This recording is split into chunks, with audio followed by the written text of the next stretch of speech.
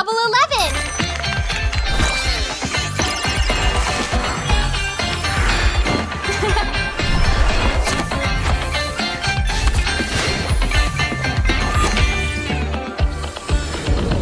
Amazing prices! Amazing styles!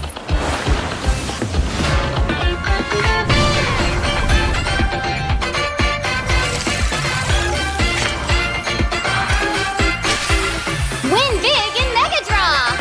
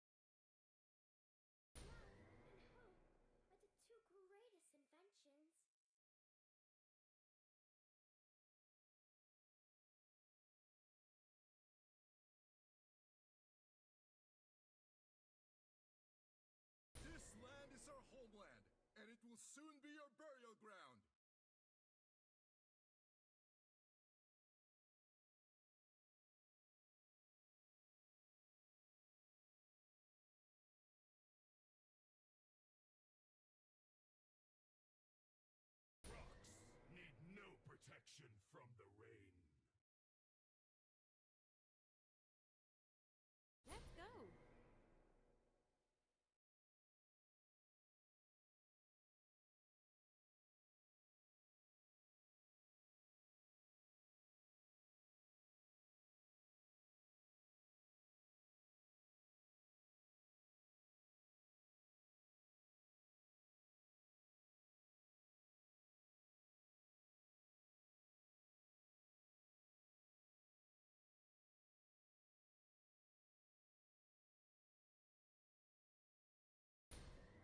I've been waiting for too long.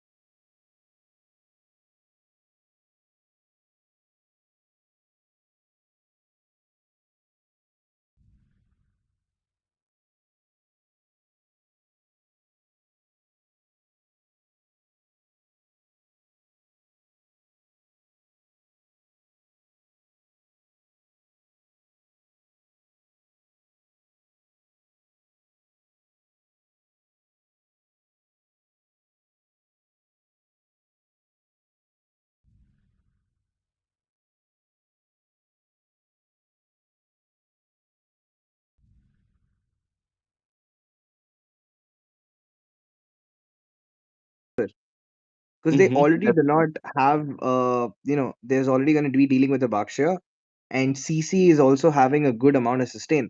So the carry could definitely use help from a Lunox, but That's okay. true. Okay, maybe the Lunox was banned so that Lilia could play in, because the Lilia pick was completely out of the picture. I did not expect anything of the sort.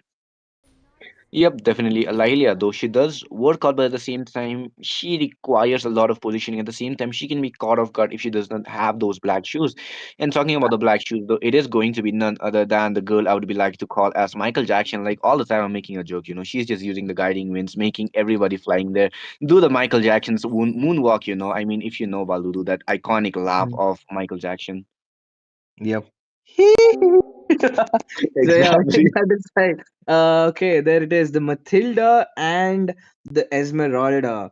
And oh my god, that is just such a highly mobile team. I mean, it's going to be very hard for the side of Tosca Divas to engage or disengage, because it's so easy for every member of that side to back out. And that's a big advantage. The ability to go in and out of a fight as you please is going to make Lord dances, is going to make zoning a lot more comfortable for the side of Estella Viva.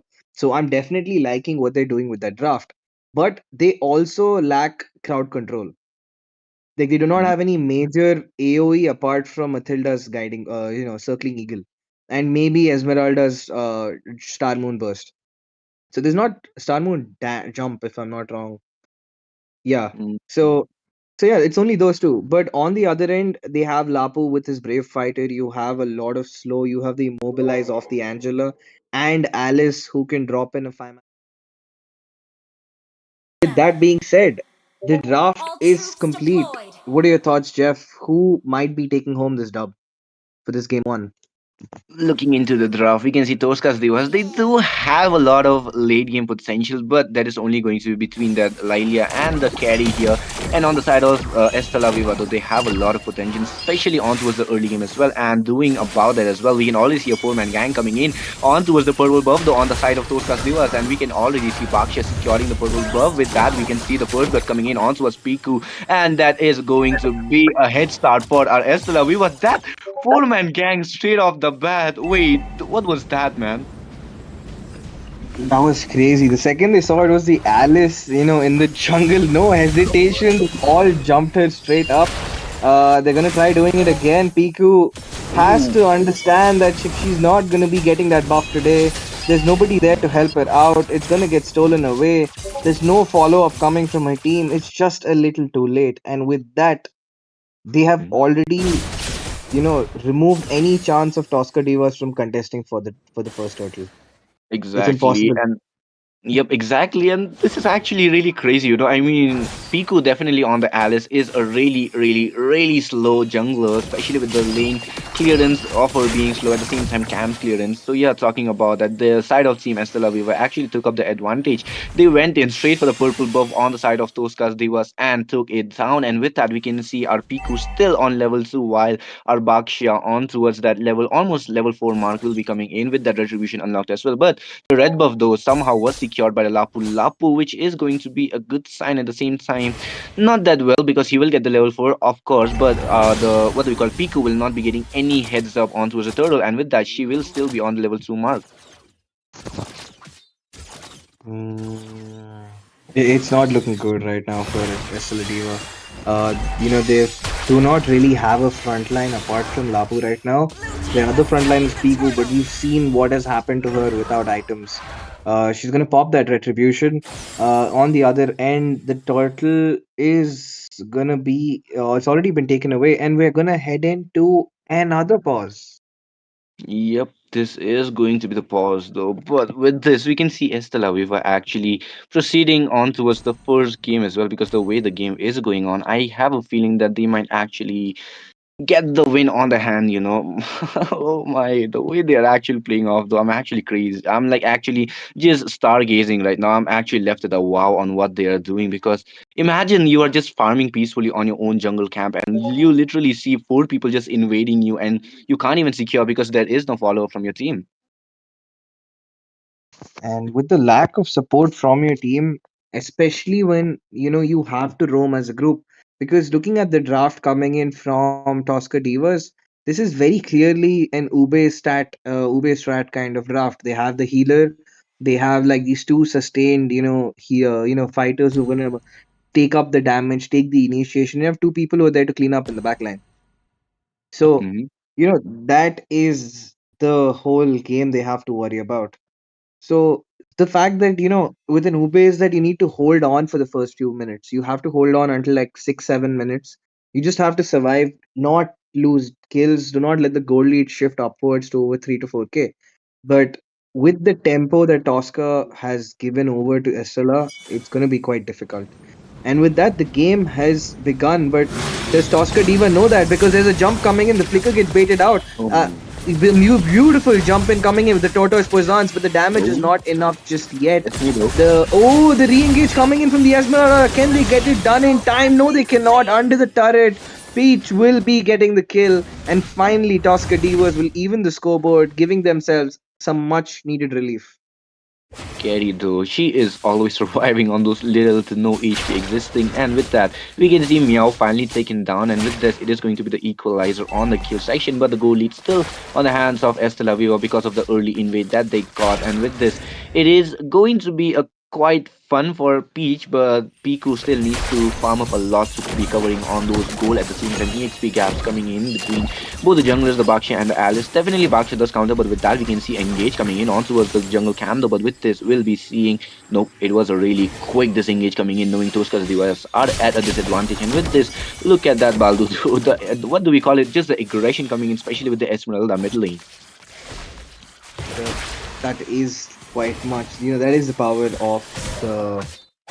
That is the power of having that advantage in the early game. You're able to walk in and walk out as you like. And since Baksha, they don't really have much anti-heal yet, Angela is still able to provide a lot of utility for the team. But how long do you think that's gonna last?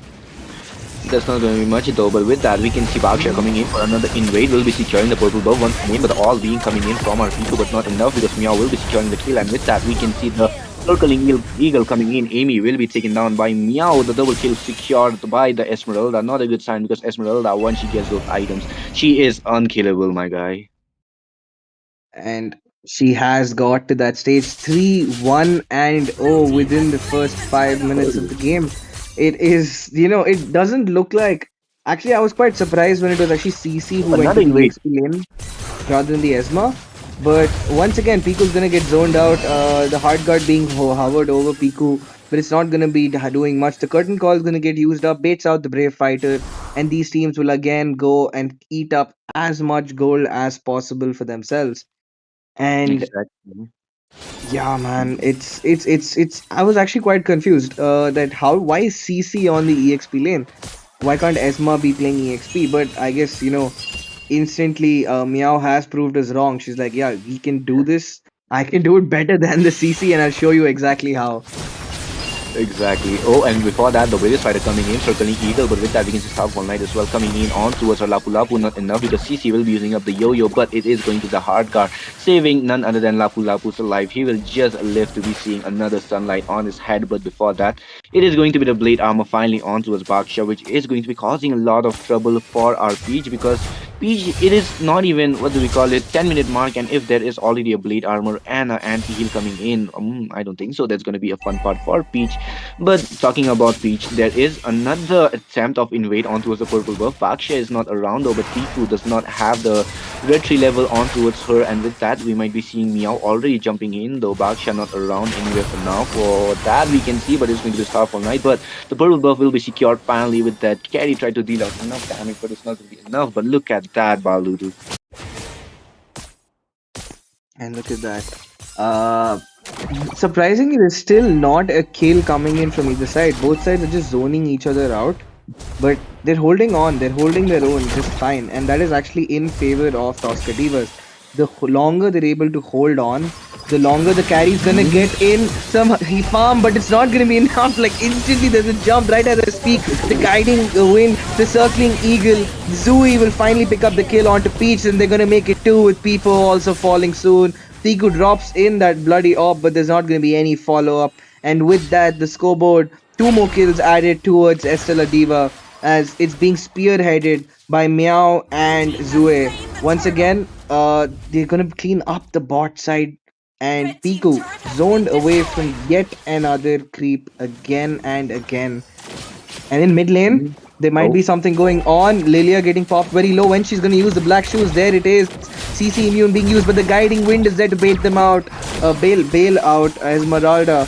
And with that, the goal lead is hitting the 6k, the 5k mark anytime soon. it is. It is going to be 5k mark at no time. But with that, we can see actually none other than the CC harassing the Lilia, knowing that she does not have the black shoe. But yeah, like you mentioned, it is actually the bailing out moments coming in from the Esmeralda, especially in the critical situation that they need to. But before that, though, another invade onto the Purple Buff, onto its Piku, though, and with that, we can see the hard guard coming in. But Piku will be taken down by Zui's heavy crossbow, and with that, Angela as well dropped really between three people, and with that, the circling evil coming in, stunning down, but it's not going to be enough because there is a flicker from Lapu Lapu, as well as the crowd, not crowd control, but the control immunity coming in from him because of the raging slashes, and with that, we can see Lapu Lapu just surviving all the time, still on the 000 KDA, though. That's amazing, despite the fact that you guys are dropped really low, and you are the EXP laner, you should be there in the engages, but it's not necessary for you to be feeding up as well. So yeah, the 000 KDA is really impressive for now, but before that, the Starfall Knight onto his Lilia, though, will be using the black shoes to be running off, but with that, the black shoes will be popped on, and the bot lane second tier will be taken down as well. But oh, can we see another engage? Because there is a CC just hiding for the flank, and with that, we can see CC coming in. Current girls might be coming in, but not for now because Zui will be dealing out a lot of damage with the heavy crossbows, and it is going to be the guiding winds taking down, not taking, but guiding our Irithel to just go back. And with that, we can see a really amazing engages coming in for Estella Vivas here. And the game is just getting tougher and tougher for Tosca because, like I mentioned, you could hold on, you could take the fight for as long as you like, but the last thing you need to be doing right now is allowing these people to get as many kills as they need. And Tosca Diva is giving up a lot of that, precious blood for their opponents. And with that, they've also not just given up in terms of kills, they've also lost all the neutral objectives and their turrets one after another. And with this Oh, lot being taken up, Right as we speak, the hard guard's gonna be popped up onto Piku. She has to bail herself out as soon as possible, but the anti-heals is too much. She dashes out, somehow escapes with the last sliver of her HP. There is a re-engage coming with the Lapu, the bravest fighter. Instantly gets chunked down by one massive hit coming in by Zui. Oh no, will Angela get the kill? It's not enough. There's three members from the side of Estella Diva who are able to escape with a nick of HP. And that is the advantage of having an 8k gold lead on your head. Exactly. Oh my. The way they are fighting off, I'm actually liking it. And with that, the Lord will be falling on the hands of Estella Viva, and it is going to be marching from the bot lane. And do you think, I mean, like, just looking into the fight, the side of those Kadivas will be able to defend it because of the holy shields here. But for how long? Because as the game progresses, carry will be the only hope for the side of Team Estella Viva. But before that, the Lord will be marching onto the bot lane. No enemies coming in, but it's going to be Amy who will be marked down, but she still survives because there is no Star Line coming in. But with that, the mid lane second tier will be taken down, and a lot being cleared out before the holy shield was popped off. And with that, we can see Baksha already going on to the back line. It is going to be Lilia marked once again, but she will be surviving because she is inside the turret. But it is going to be holy shields popped off. Pico in a really bad position once again. Hard guard comes in, but will it be enough? No, it's not going to be enough because Zui is dealing a lot of damage with those heavy crossbows. And with that comes in none other than our Lapu Lapu securing the shutdown onto us, the editor with the raging slashes. And with that, we can see Piku and our Lapu Lapu taken down for one trade, but it was a shutdown though, so they will be getting a lot of gold, but it's not enough because the holy shields are popped off and it is not going to be safe. I mean, holy shield was about to be popped off, I mean taken down anyway. So yeah, look at that. Baludu finally, Lapu Lapu tried to do something and he was able to secure it.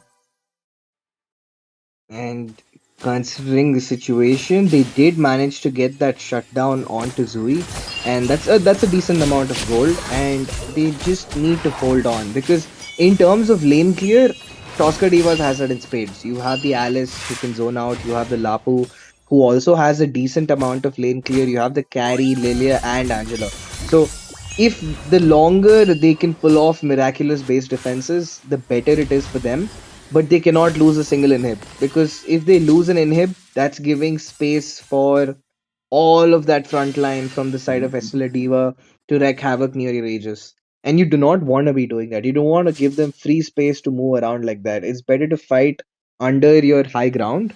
And so far, they did manage to get their second kill through that. That's true. Finally, they were able to secure the second kill, which was also shut down. But yeah,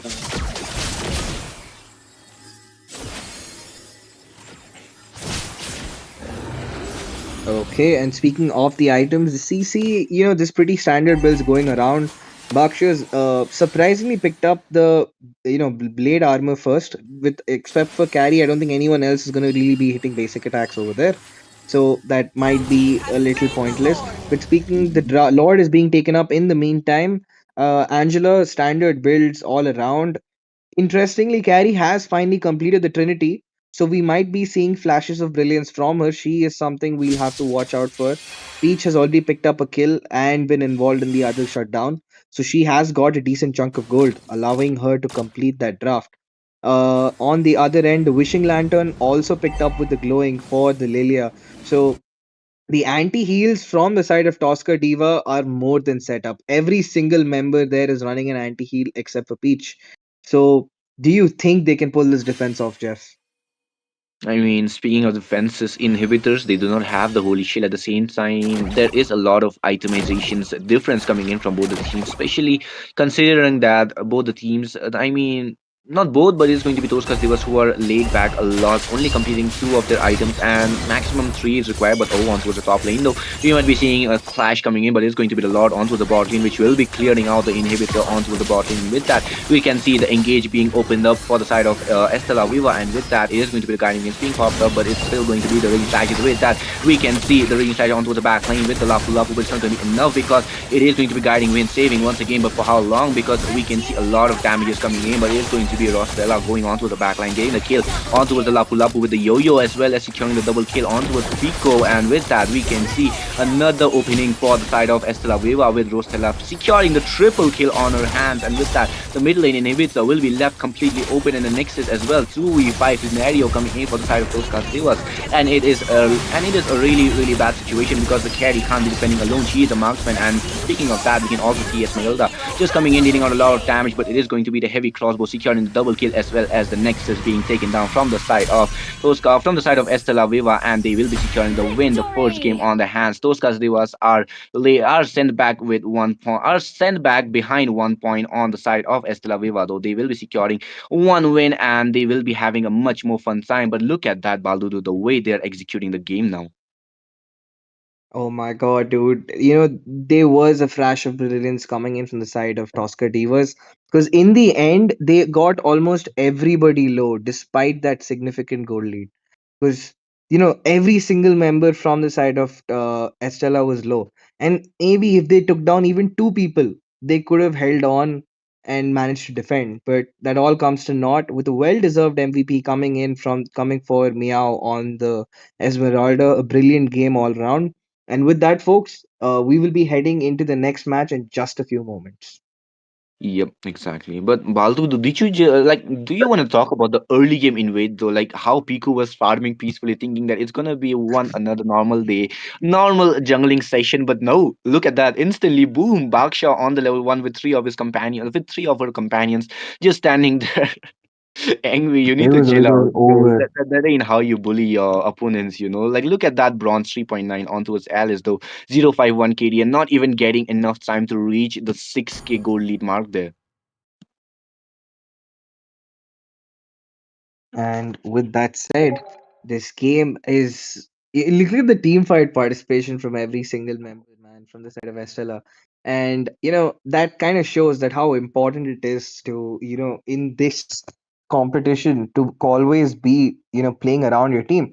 Despite these guys having the Uber start from the side of Tosca Divas, it was actually Estella who ended up having the team fight. The stats reflected it in the save of Estella.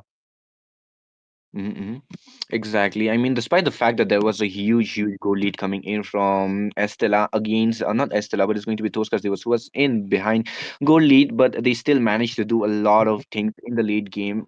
I mean, like, did you just realize that there was a lot of HP being taken down from the side of Estela Viva, despite the fact that they were huge on items as well, and that actually shows that the side of Toscas Divas, they are not to be taken easy on because it was just because of the Alice which was there, and she did not got any help on the jungling area, and she was invaded really brutally there. But it's okay as the game is still going on. This is going to be the second game of the BO3, and this time I think that Pico will be going for something with a really early, not early, but a really fast jungling clearance hero because the way they were playing off, the way the side of Estella actually invaded that slow jungling hero, that's the most brutalist thing I've seen in my casting career, I'll be saying. I mean, it is an insane thing to see the kind of aggression that Estella brought in. I mean, I don't think any of us were prepared for that. And the divas have to think of something. They have to come up with it quick because the draft in the previous game, while the idea was good, they're clearly not comfortable in gauging out how to play that comp. So they need to play either what works for them, or they have to learn from the mistakes made in this game and take a bold move to try it again, because we saw it, the concept works on paper. That draft would beat out Estella Diva, but not if you gave them that much of a lead in the early. Exactly. But speaking about the goal lead as well, though, I mean, it was somehow being managed upon Toscas Devas as well. They were somehow just clearing on those goal leads as well, goal gap as well, despite the fact that they were laid back a lot. They still managed to just come up a little up ahead, but it's still okay because with that they were actually able to clear down the minions before the, what do you call it, holy shield was taken down, and that actually gives them a huge plus point on the second game because with that we can actually say that their positioning is really well, knowing which what do we call it, laners should go on which position, and the way they can actually use up those ranges on the advantage as well, because as the game progressed we saw carry almost getting the damages, but at the last fight we actually saw carry was in a really right position, but at the same time, a lot of bodies were dropped down from the side of Toscas. And we also saw the damages which were coming in from what do we call Lilia as well. So yeah, we can say that Toscas Devas, they are going at the right path, but at the same time, they need to chill out a little bit because the early game jungle, if you are able to clear it on and what do you call evade those jungling no jungling invades, then it's actually going to be much more preferred on their hands, and it can actually lead them ahead as well because we did not saw much of a difference coming in terms of gameplay from both the teams here. If you'd be asking me, Baldudu. Yeah. All right. So, I mean, there is that. Okay. So pause हो गया ना?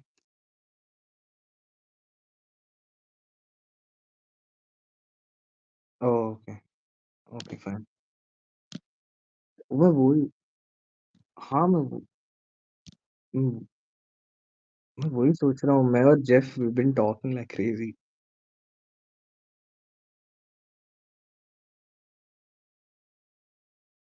Oh.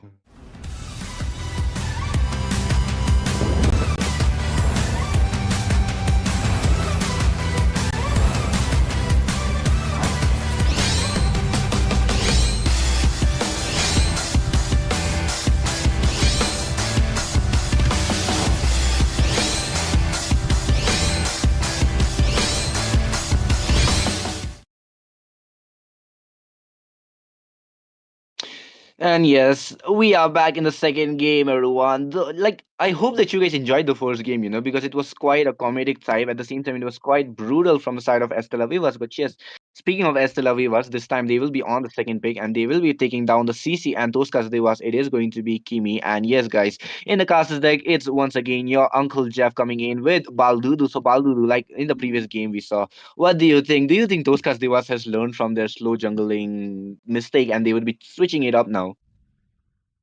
Well, I'm not sure about that because I feel like they still might end up going for these tank jungles because the fact that they banned out that Lunox when there was no reason to shows that they have a preference for picking up slower junglers because I think both of us thought the Alice was at the start going to be like a gold laner, right? But that was not the case. So it ended up being something completely different from expectations. So I feel like Tosca Divas will still try to stick to what they know the best.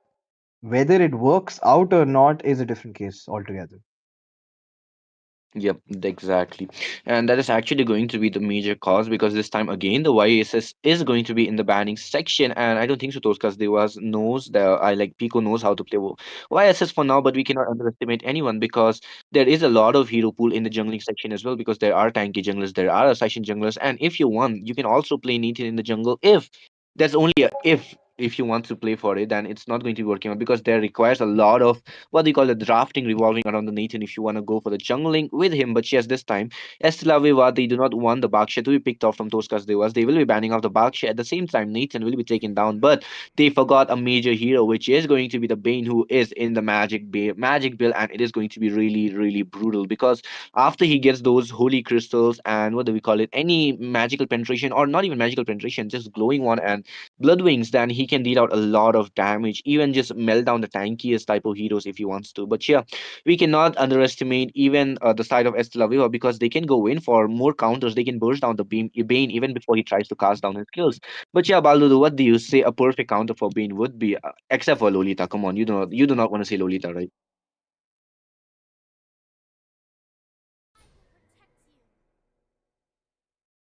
Oh, yep. Speaking of Lolita, there is already coming in none other than Estela Viva with that Lolita, and it is also going to be Esmeralda, which will be picked off. So no more Angela, I suppose, from those Devas because Esmeralda actually locks down the what do you call Angela pick because the shield can be converted into HP, and that is going to be a major loss of healing as well because Angela after the buff at the same time her healing got nerfed a lot. So yes, that requires a lot of items on her as well, like Holy Crystal Oracle. So yeah, it is going to be requiring a lot of scaling on her. And talking about scaling, though, there is a really, really OP late game hero which requires a lot of scaling, but it is going to be Irithel. She can work out on the gold lane, but against the Lolita, not a big fan of that though.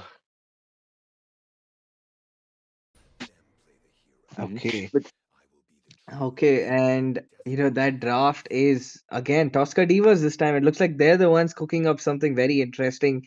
They have stolen away that Irithil, and I'm really curious to see how they're gonna round it off. Is that Bane gonna be playing into the mage lane, or are we gonna be seeing a jungle Bane? Because I think it's been a while since we've seen the Bane in the jungle. Because in this current patch, I think everybody's using him in the gold or in the mage in the mid lane. So, Yep, assuming the Bane is in the mid lane, yep, yep. they can still play a possible.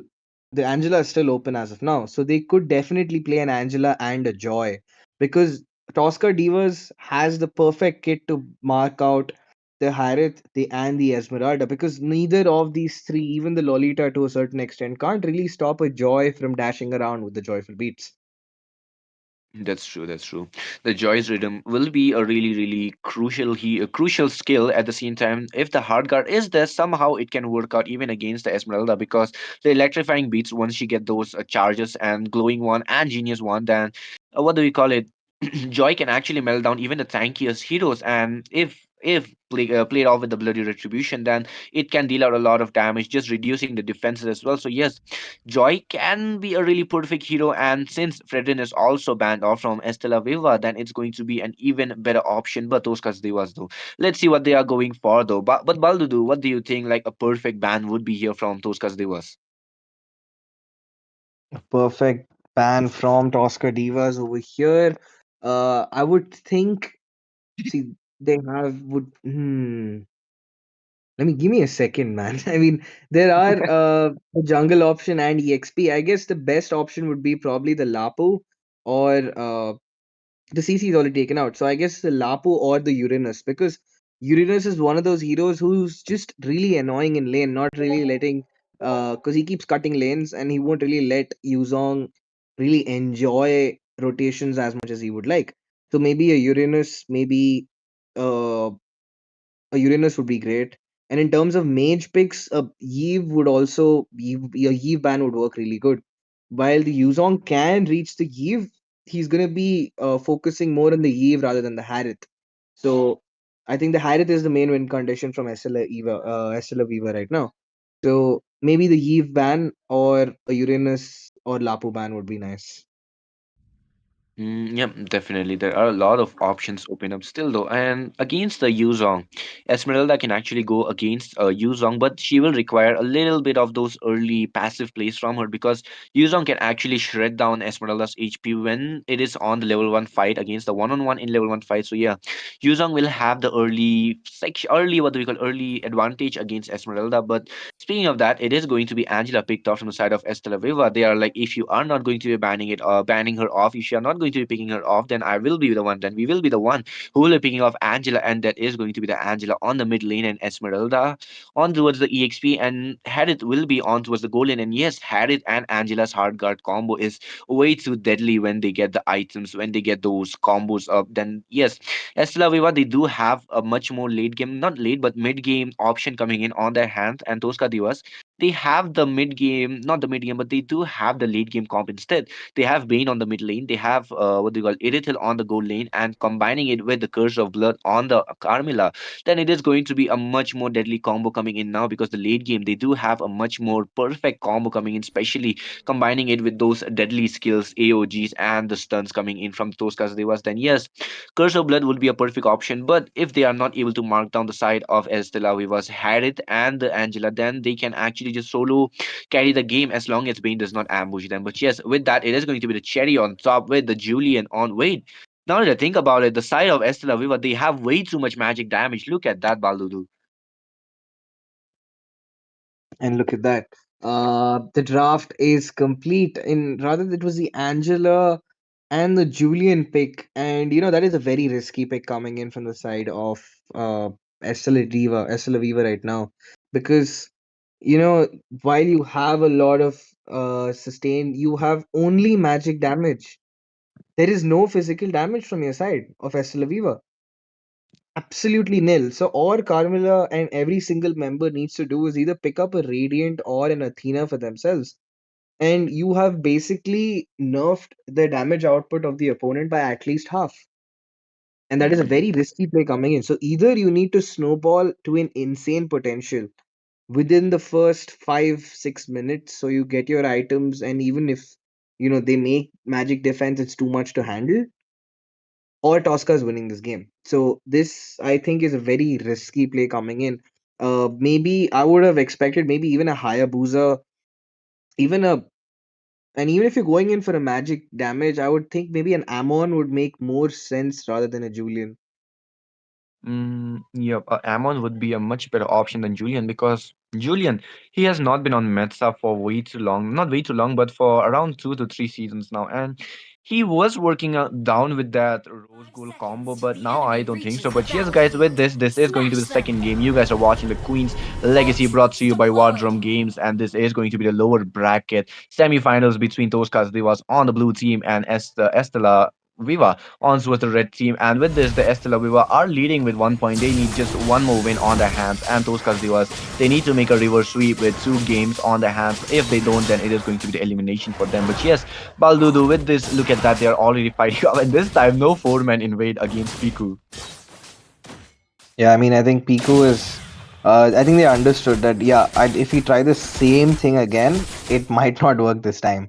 It's not gonna work every single time. So they'll have to change up their plan for now. It's gonna be a little different from before.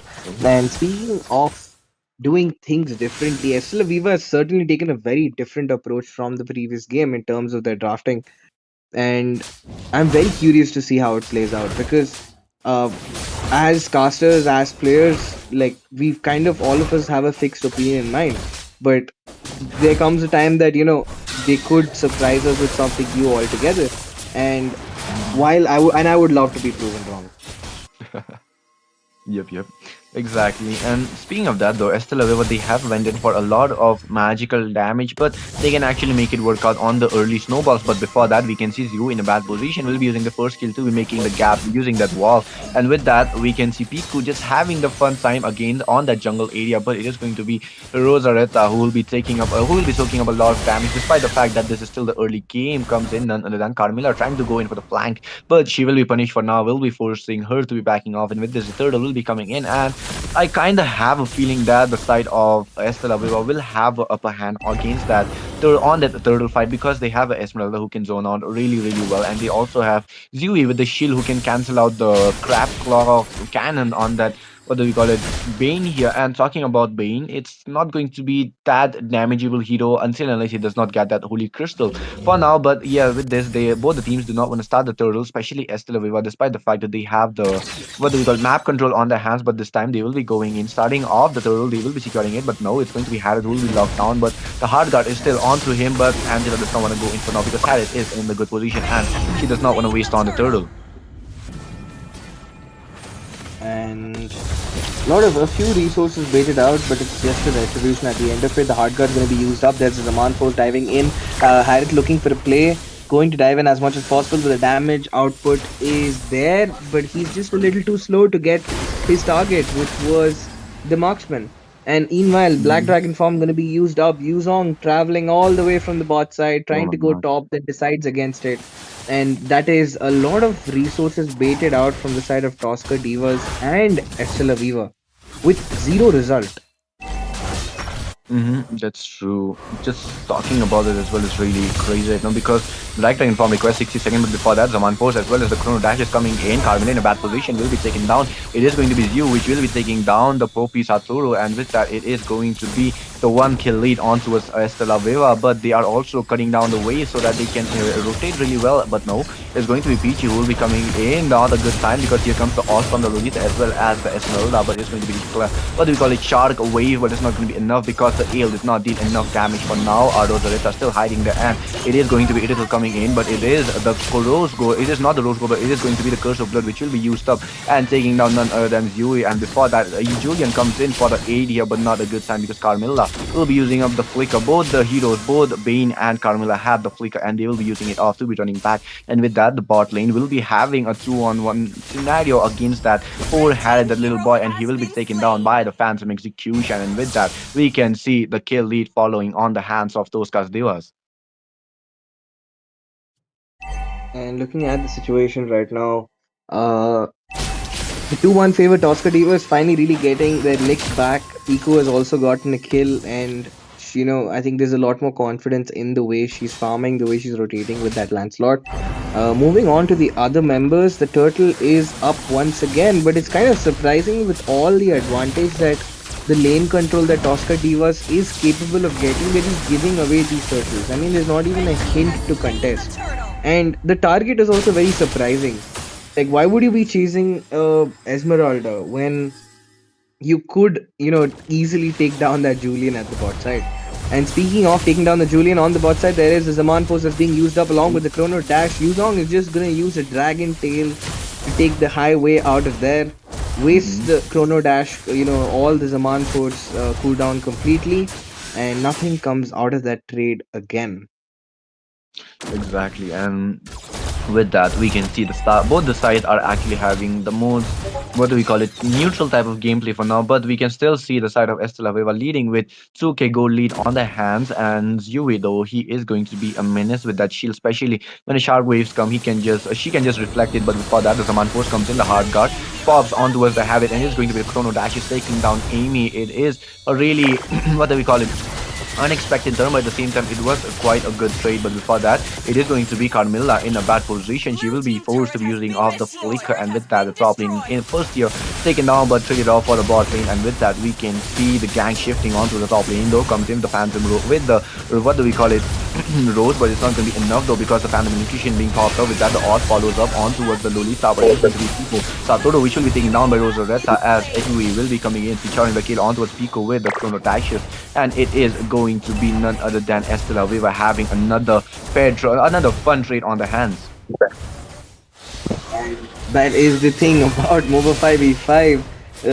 Estela Viva is surprising us all with that performance. As one more solo kill king picked up, another cleanup coming in by Peach. Finally, Zoe will fall, allowing another kill for Oscar Divas. Because it just looked like Estela Viva might find its snowball. And Zui has also picked up that Sky Piercer, so he's gonna be a lot riskier to feed at this point. hmm I mean, looking into the item though, we can see what do we call it, dominance ice being used or like being built up from the Carmilla, but she is way behind the goal lead for now, and that is not going to be enough. But yeah, what do we call Windtalker finally being completed from our Irithel, but it's not going to be enough because the items, she is still lacking a lot. But for that, we can see a clash coming in, a 2-on-1 scenario coming, not a scenario, but a situation coming in for Yuzong, and he will be taken down inside that inhibitor. Oh my, that was a brutal way of taking that Yuzong down. And before that, we can see Poppy Satoru being hammered within her edge, but it's not going to be enough because Rosaretta will be taking her down, and with that, Pico will be trading her down as well because of third damage being way too high.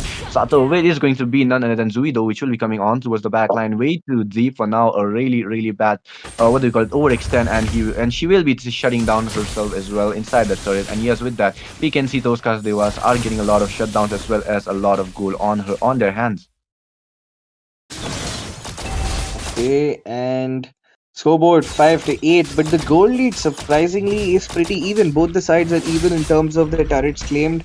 With only one, there's a 3k gold and 3 turrets for Estela Viva. Meow so far has had an amazing game, and looks like they've had an interesting role swap because Guzaretta is the one on the Esmeralda right now, despite her having the MVP in the previous game on that very Esmeralda.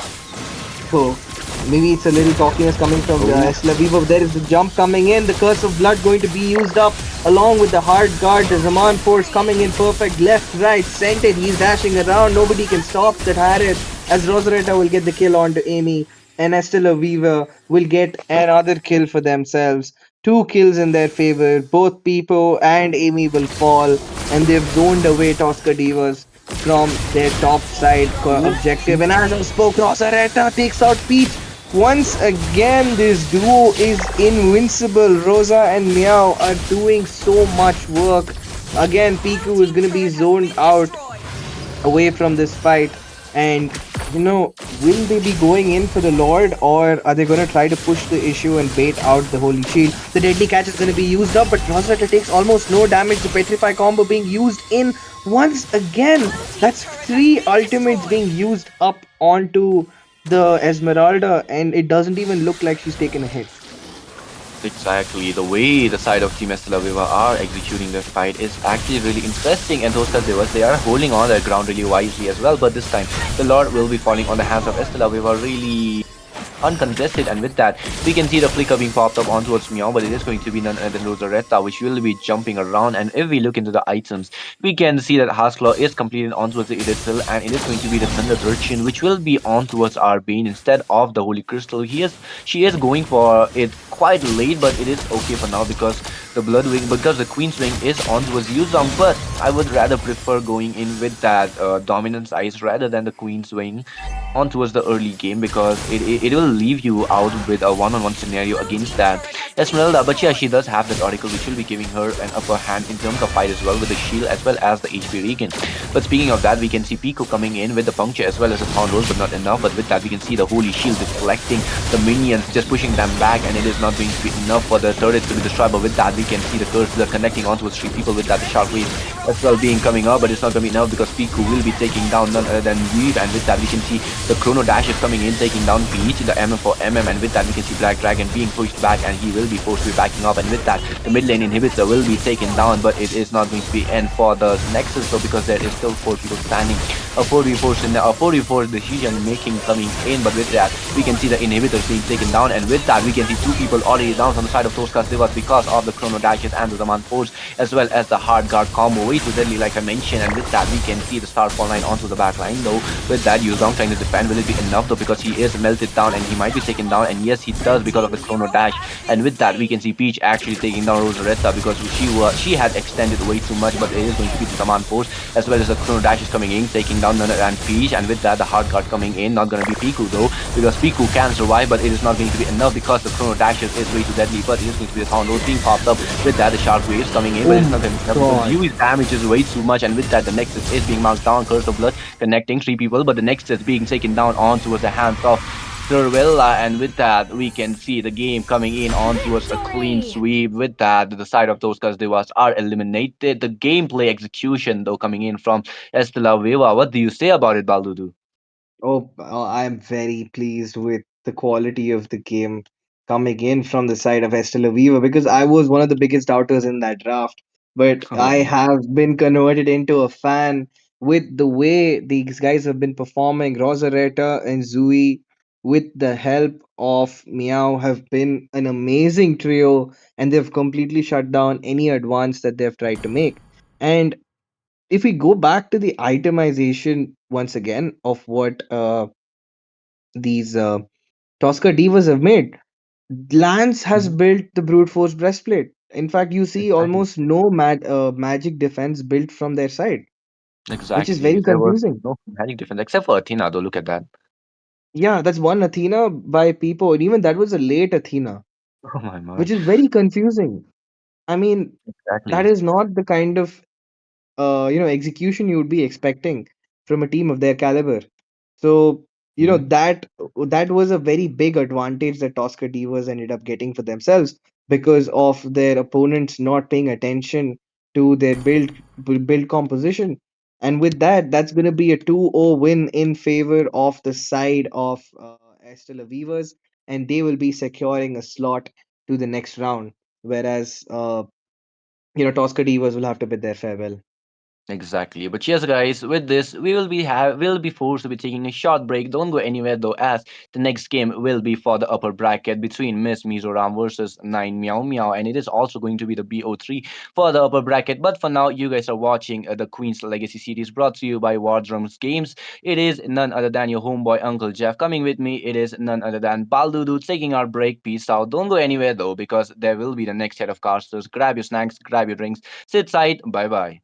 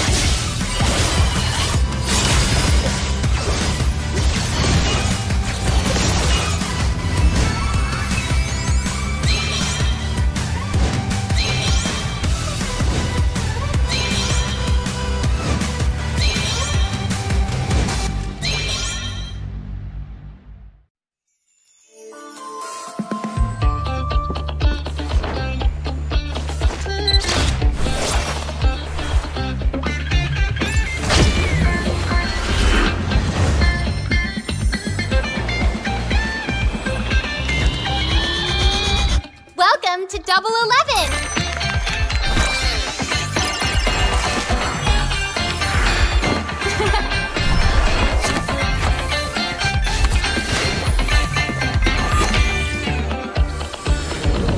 Amazing prices! Amazing styles!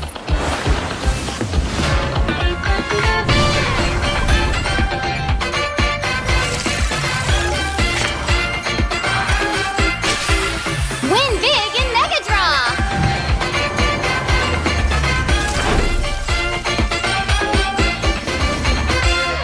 Lowest prices, incredible benefits!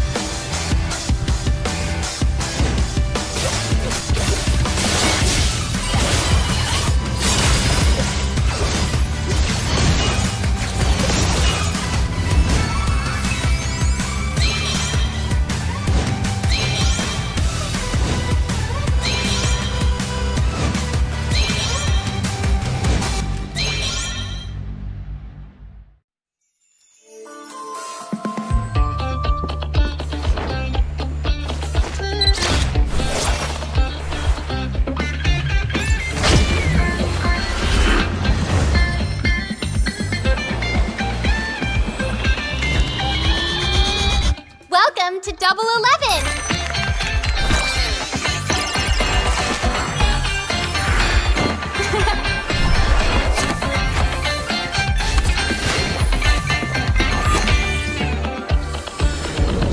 Amazing prices! Amazing styles!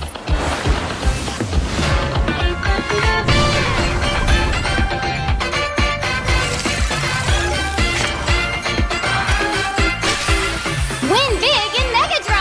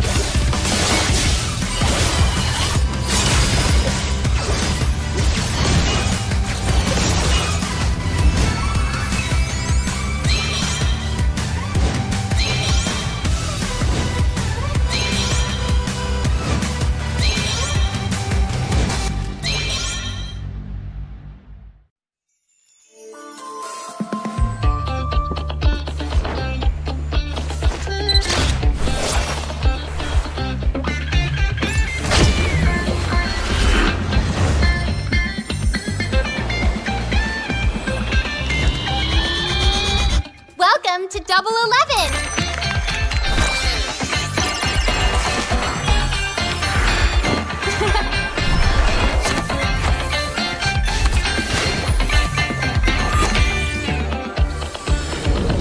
Amazing prices, amazing styles!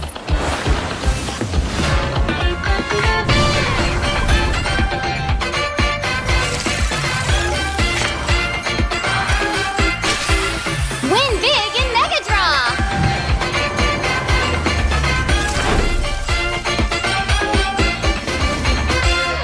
Lowest prices, incredible benefits.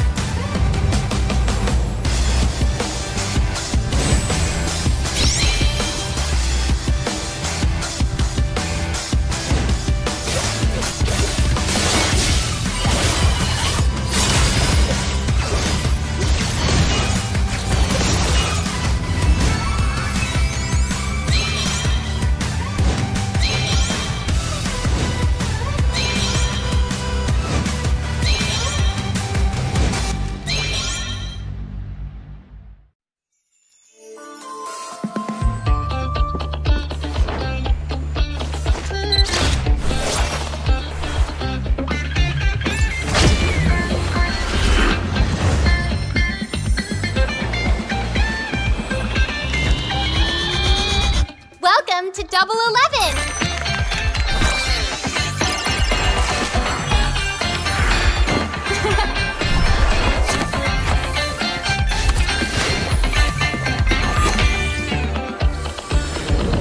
Amazing prices, amazing styles!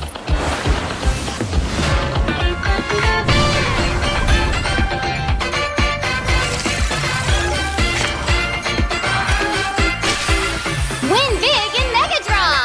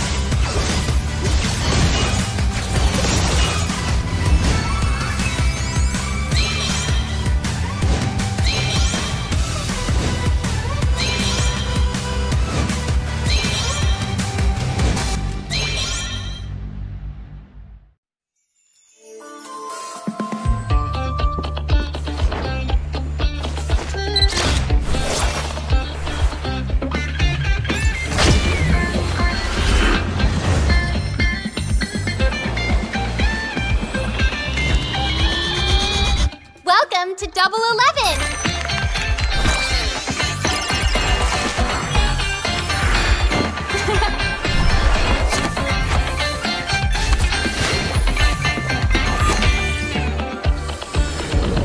Amazing prices, amazing styles!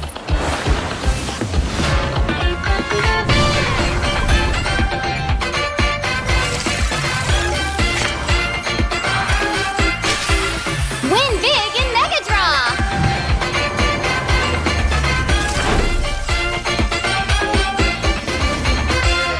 Lowest prices, incredible benefits.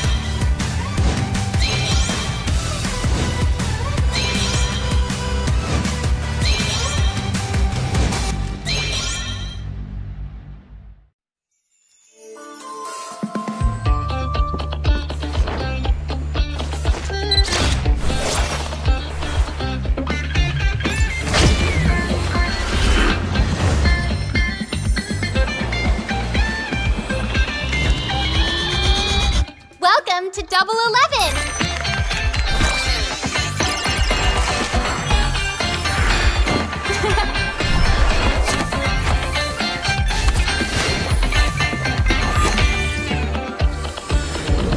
Amazing prices, amazing styles!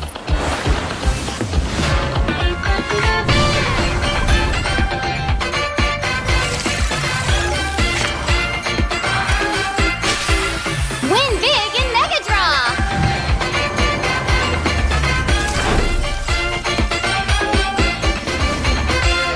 Lowest prices, incredible benefits.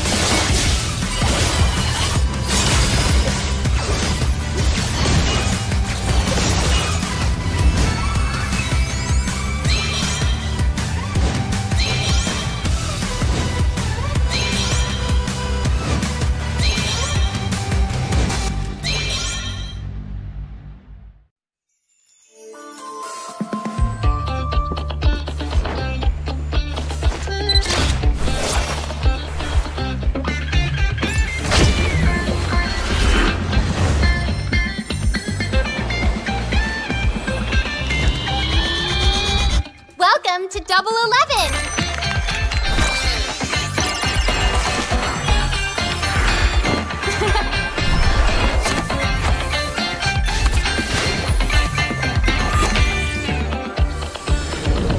Amazing prices, amazing styles.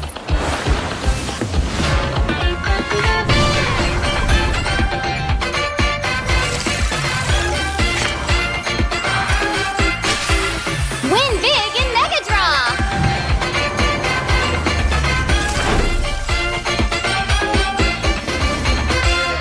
Lowest prices, incredible benefits.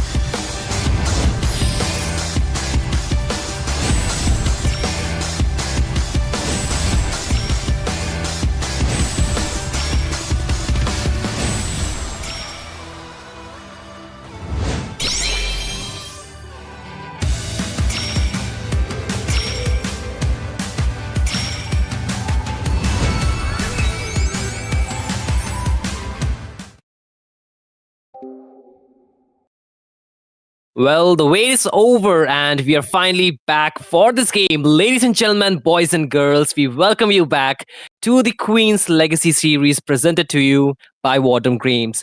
And like you know, we are already in the final, well, not the final, but the upper bracket here, the upper bracket games. These are very interesting games, of course. But before that, let me introduce you to myself. I'm Shinryu. I'm going to be the caster for this game, and I'm joined by the talented and one and only Mr. Crooks, or you also know him as Crucifix, the Argus main. So, hey, what's up, buddy? How you doing?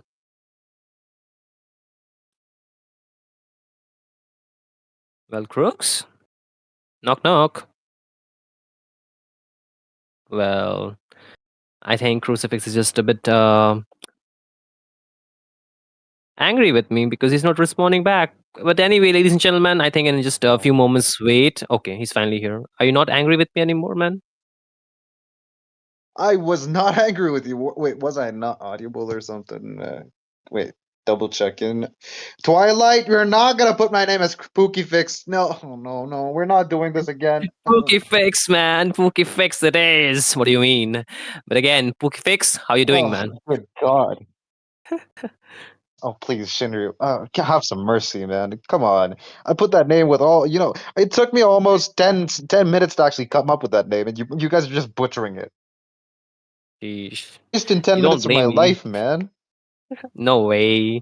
We'll see, man. But again, we are already in the final. Not the, every time. Why do I say final? It's like the upper brackets, right? We're not in the finals yet. So the upper bracket matches, these are very important ones because the teams they have been undefeated, especially for Miss Mizoram.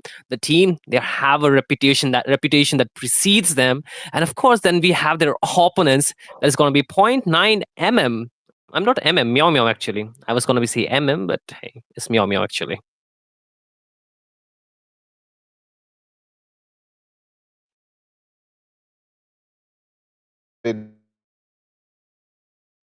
Now, sadly, the whole cat thing, the whole cat trend has now died. Everyone knows it. We're all into the any time of the week. Mm-hmm. I mean, we'll see. The cat things. I think women really love cats, and since this is a girls' tournament, this is a women's tournament. So hey, I feel they really want to show their love for the cats. But I mean, despite the the names of the teams, of course, I feel the games, right? You know, I feel you have watched a couple of games for sure. I don't feel. I think I know that you have watched a couple of games because you always talk about it while we are just playing our games, our matches. So what different strategies or what kind of different metas that you have seen among these players or the at least the girls team that kind of stands out for you in the whole lot of this very One huge meta that is going on. One thing is, most of the people actually don't want to ban the Angela because everyone wants the Angela for some reason. Well, it's not because they're ladies, of course. Ladies, don't take offense to that. It's mainly because obviously Angela is going to only have a 10-second cooldown on the ultimate, and it's absolutely busted with how it is right now. Secondly, I feel like many people actually just go towards the whole mid lane, composition, where everyone in the mid lane is running around the map. So having a strong mid laner is the, go-to solution for any of the ganking solutions that you got. However, the whole concept revolves around the EXP laners nowadays, and that's in general, obviously, with the boys and the girls. So having strong EXP laners like Esmeralda, Alice, CC, all of them are peak. I haven't seen a Lapu Lapu, perform that much in the tournament that we're having right now. However, it's always a refreshing thing to see, ladies who can actually play the Lapu Lapu and make it actually happen. I do understand because recently I seen a lot of games with the Lapu Lapu actually being the anchor for the teams. You know, it can't really do so much damage when you build it around that damage items. At the same time, it can sustain a lot of those team fights where it is really required of him. So very versatile hero. At the same time, like you have mentioned, the Angela, right? The Angelas with a short cooldown too have been very potent in this current meta. Of course, uh, these women they love to play the Angela. I'm not being very gender centric out here, but it's just that hero is too good when it can be spammable with those ultimates with a shield. But again, then you have the Esmeralda, right? Right at the corner, Mhm. waiting to counter this shield hero. So I feel in the overall, if you see in the grand context, there's always a counter that is available. But how do these teams actually go for the draft? Because I always say this thing, a good friend of mine always says the draft is 40% of the game and 60% requires the execution. Of course, that is you actually picked it up from. So do you still stand for that? Do you think like even for these tournaments the draft really is just 40% or is it more the game? The drafting does not really matter, to be honest. I'd say even if you pick an Argus, you can still end up winning it, even if you have good coordination with the team.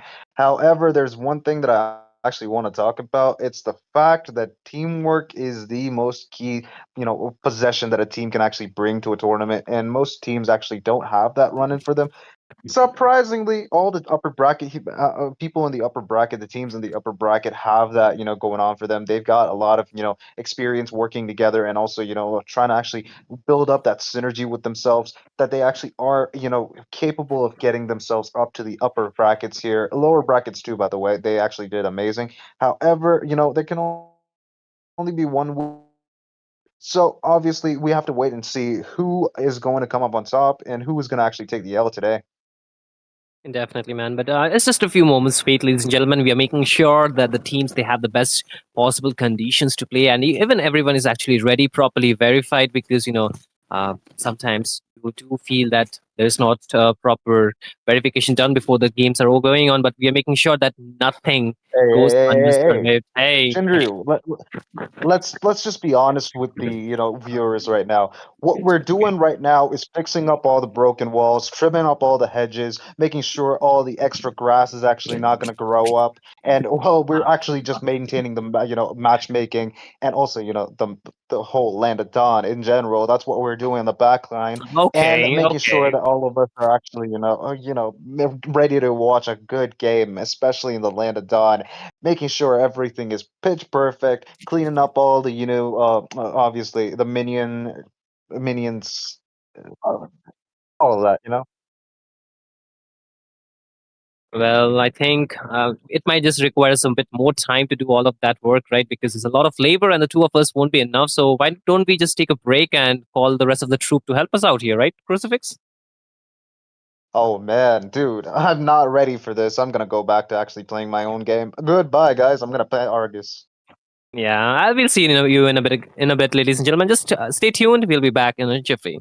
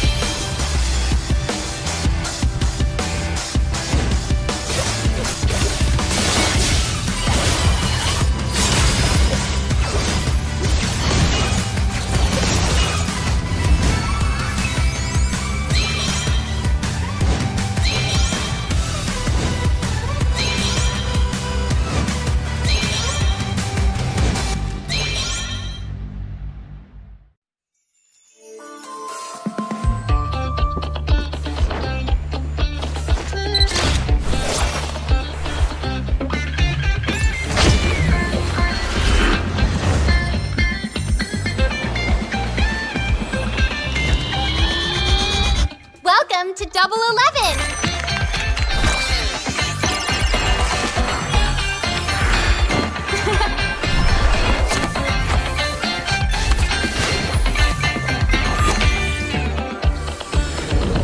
Amazing prices, amazing styles!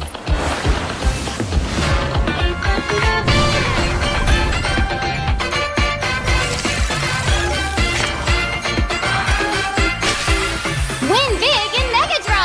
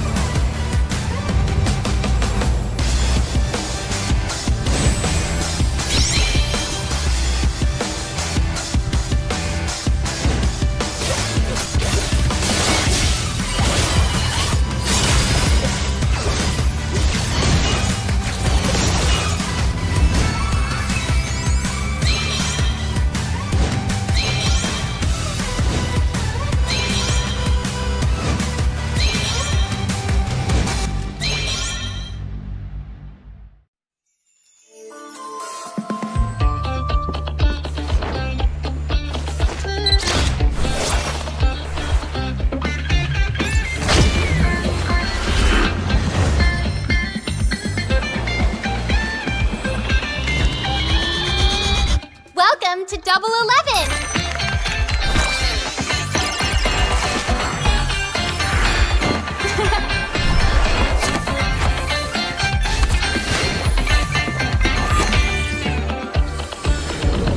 Amazing prices, amazing styles!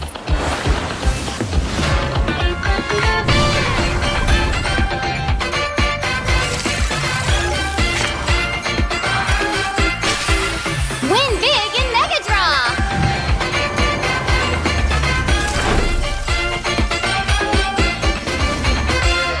Lowest prices, incredible benefits.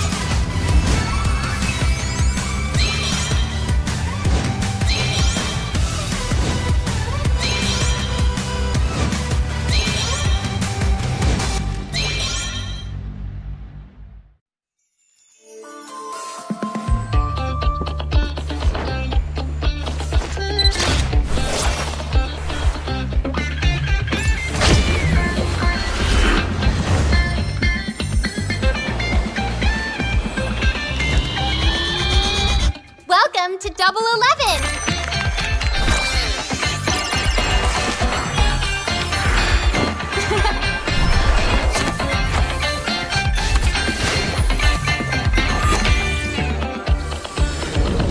Amazing prices, amazing styles!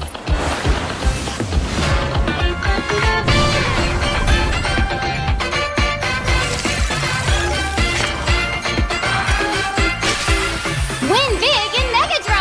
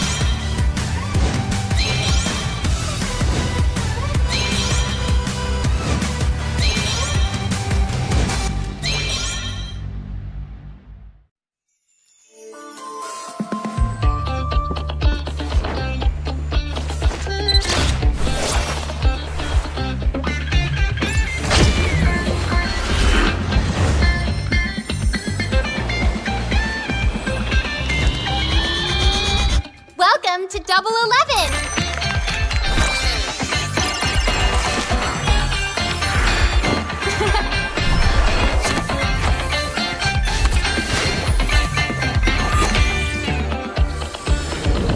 Amazing prices, amazing styles.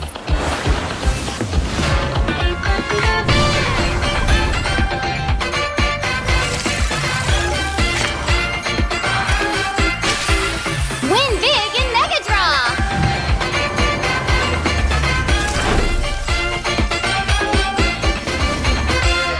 Lowest prices, incredible benefits.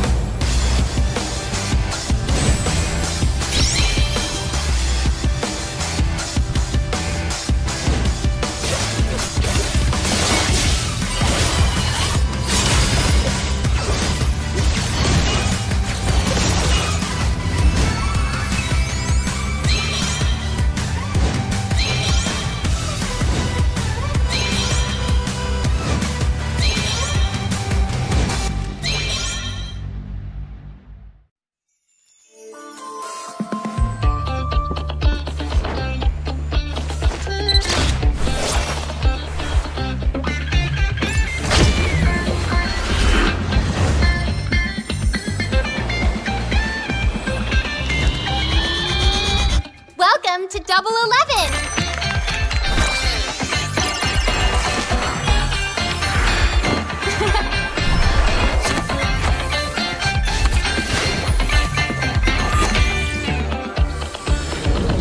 Amazing prices, amazing styles.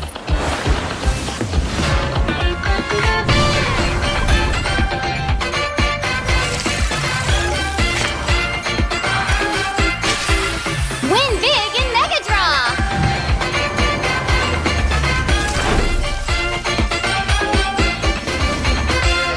Lowest prices, incredible benefits.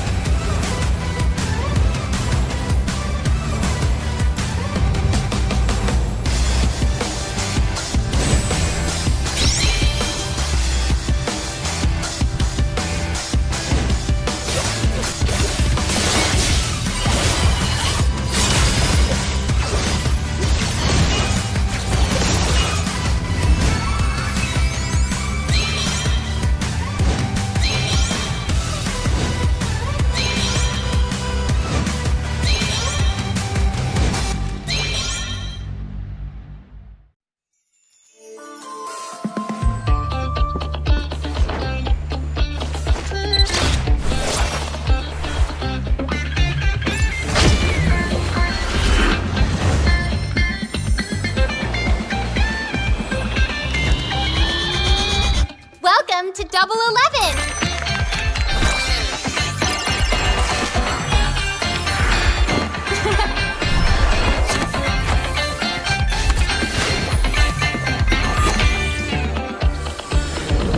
Amazing prices, amazing styles.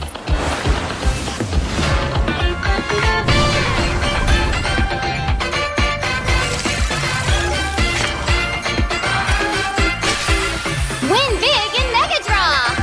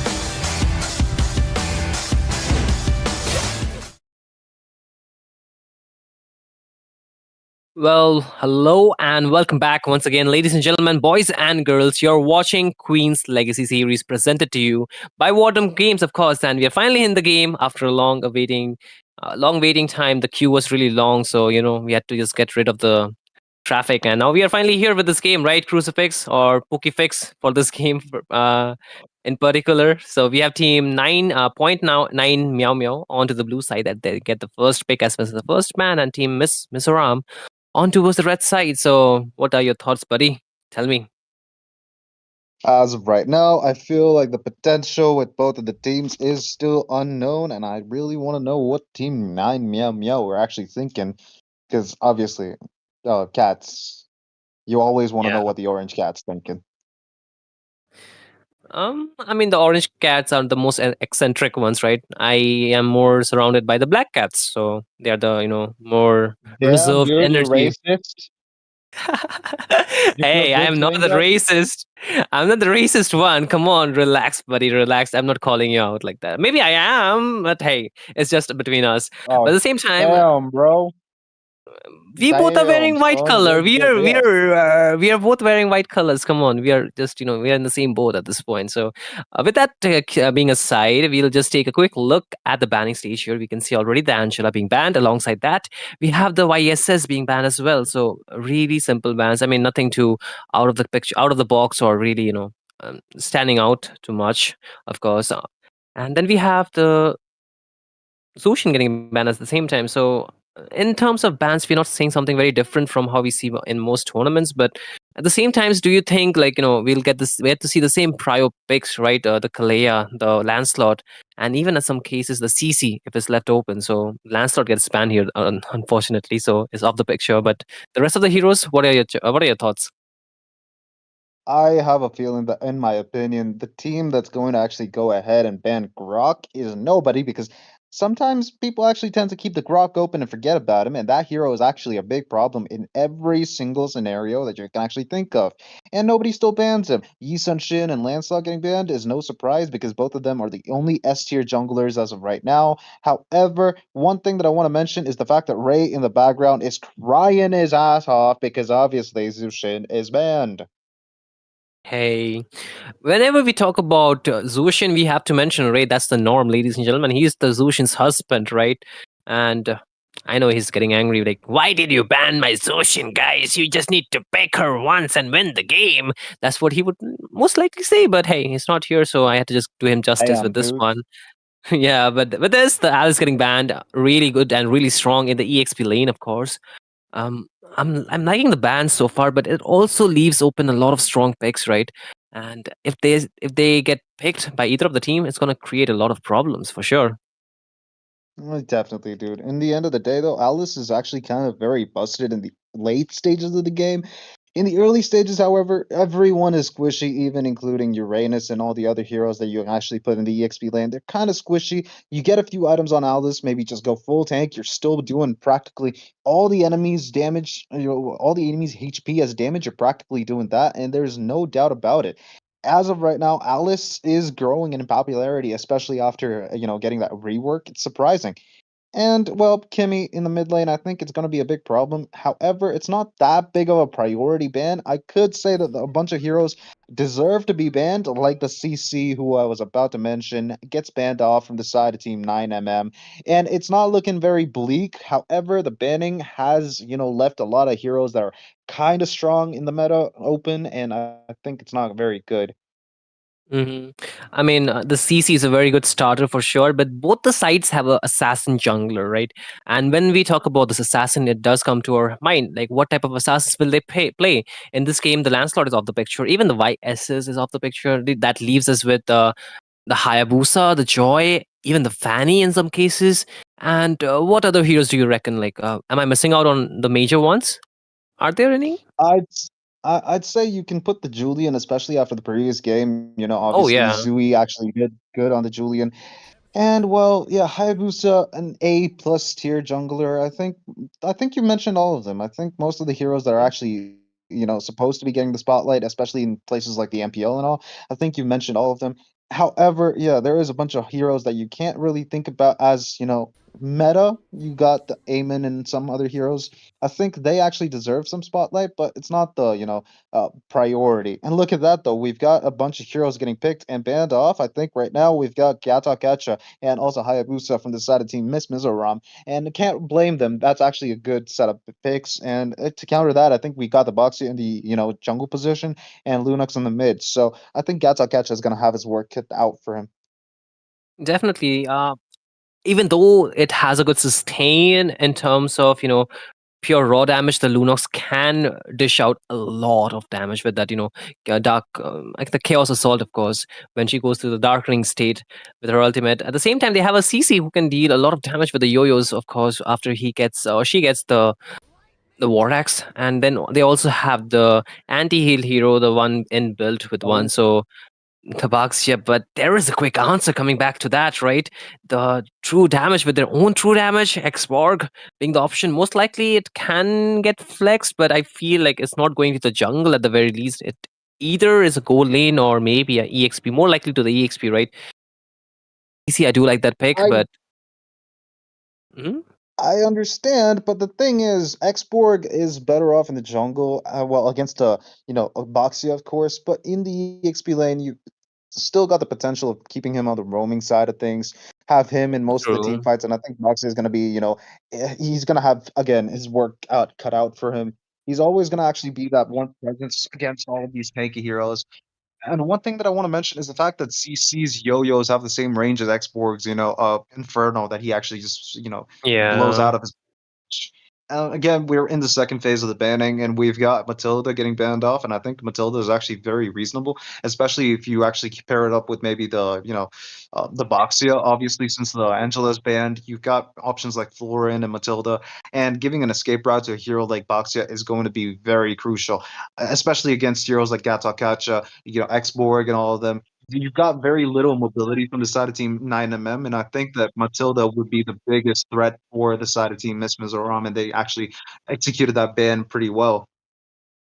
Absolutely, and I mean, we cannot be certain that this Baxi is actually going to the um, at least the jungle position here. It can be flexed into the roaming section at the same time, but hey, they need to take cautions, they need to take precautions here, most likely. So banning the support heroes would definitely give them more advantage in terms of at least the accessibility, in terms of those in those of what do we say, the sustain actually in the late game or in those mid to late game fights, because the heal, yes, it works really good, but it's only after a particular time when the level 4 is reached, or when the heroes they get enough items to actually um sustain themselves at the same time. So it does depend how they want to play around, but at the same time you can see 9.9 meow meow here. They're banning off the main magic damage dealers, knowing the fact that the side of Miss Mizoram, they do not have any magic hero apart from the Kacha, but hey, that's a tank. It's not going to deal the magic damage, so they need something a bit of magic. The Farsa could be a very good option for Bane, sure, but what do Bane, you, Gold. Bane? I I think think the goal lane Bane is still an option, especially since you've got could be. Lunox from the side of Team 9MM who might actually just go to the goal lane. You've got Miss Mizoram still opening up with that. Oh, Okay, they've got the Sicilian for some reason. I think it's actually a valid pick, but against true. tanky heroes like that, you probably need Wishing Lantern, I believe, and also maybe Glowing Wand. So you're not looking at a burst Sicilian. You're practically looking at a utility-based Sicilian, maybe with a Glowing Wand, the Wishing Lantern, and maybe the Ice Queen one just to slow up all the enemies that actually don't have any dash escape. Maybe Lunox has his Chaos Assault, and CC has that short dash, except of course when she's jumping on another unit, and then she can actually extend the range of the dash. So you can use the Ice Queen one for your advantage, but I think it's still a very Ooh. questionable pick. And from the side of Team 9MM, they've got the Kalia in the roam position. And oh, it's going to be a CC in the goal lane, a Glue in the EXP, a Boxia in the jungle, and also a Lunox in the mid lane. And I'm going to be honest with you. Just one pick, the carry is going to be enough to actually deal with all these guys. Yeah, I mean, I do understand the carry would be a really good pick, but it's really vulnerable in this kind of draft. They have a lot of ways to go in, and okay, the Oh, U song, right? I do it's like the going to U go. song. Mm, You know, what do you call it? The Borg is going to go into the gold lane for some reason. I don't know why many heroes are actually just, many of the gold laners are actually just forgotten at this point. Maybe it's because of the nerf that the gold received got all of a sudden minus 12% in overall gold. That keeps all the gold laners actually, very humble until they actually get, all the items that they require.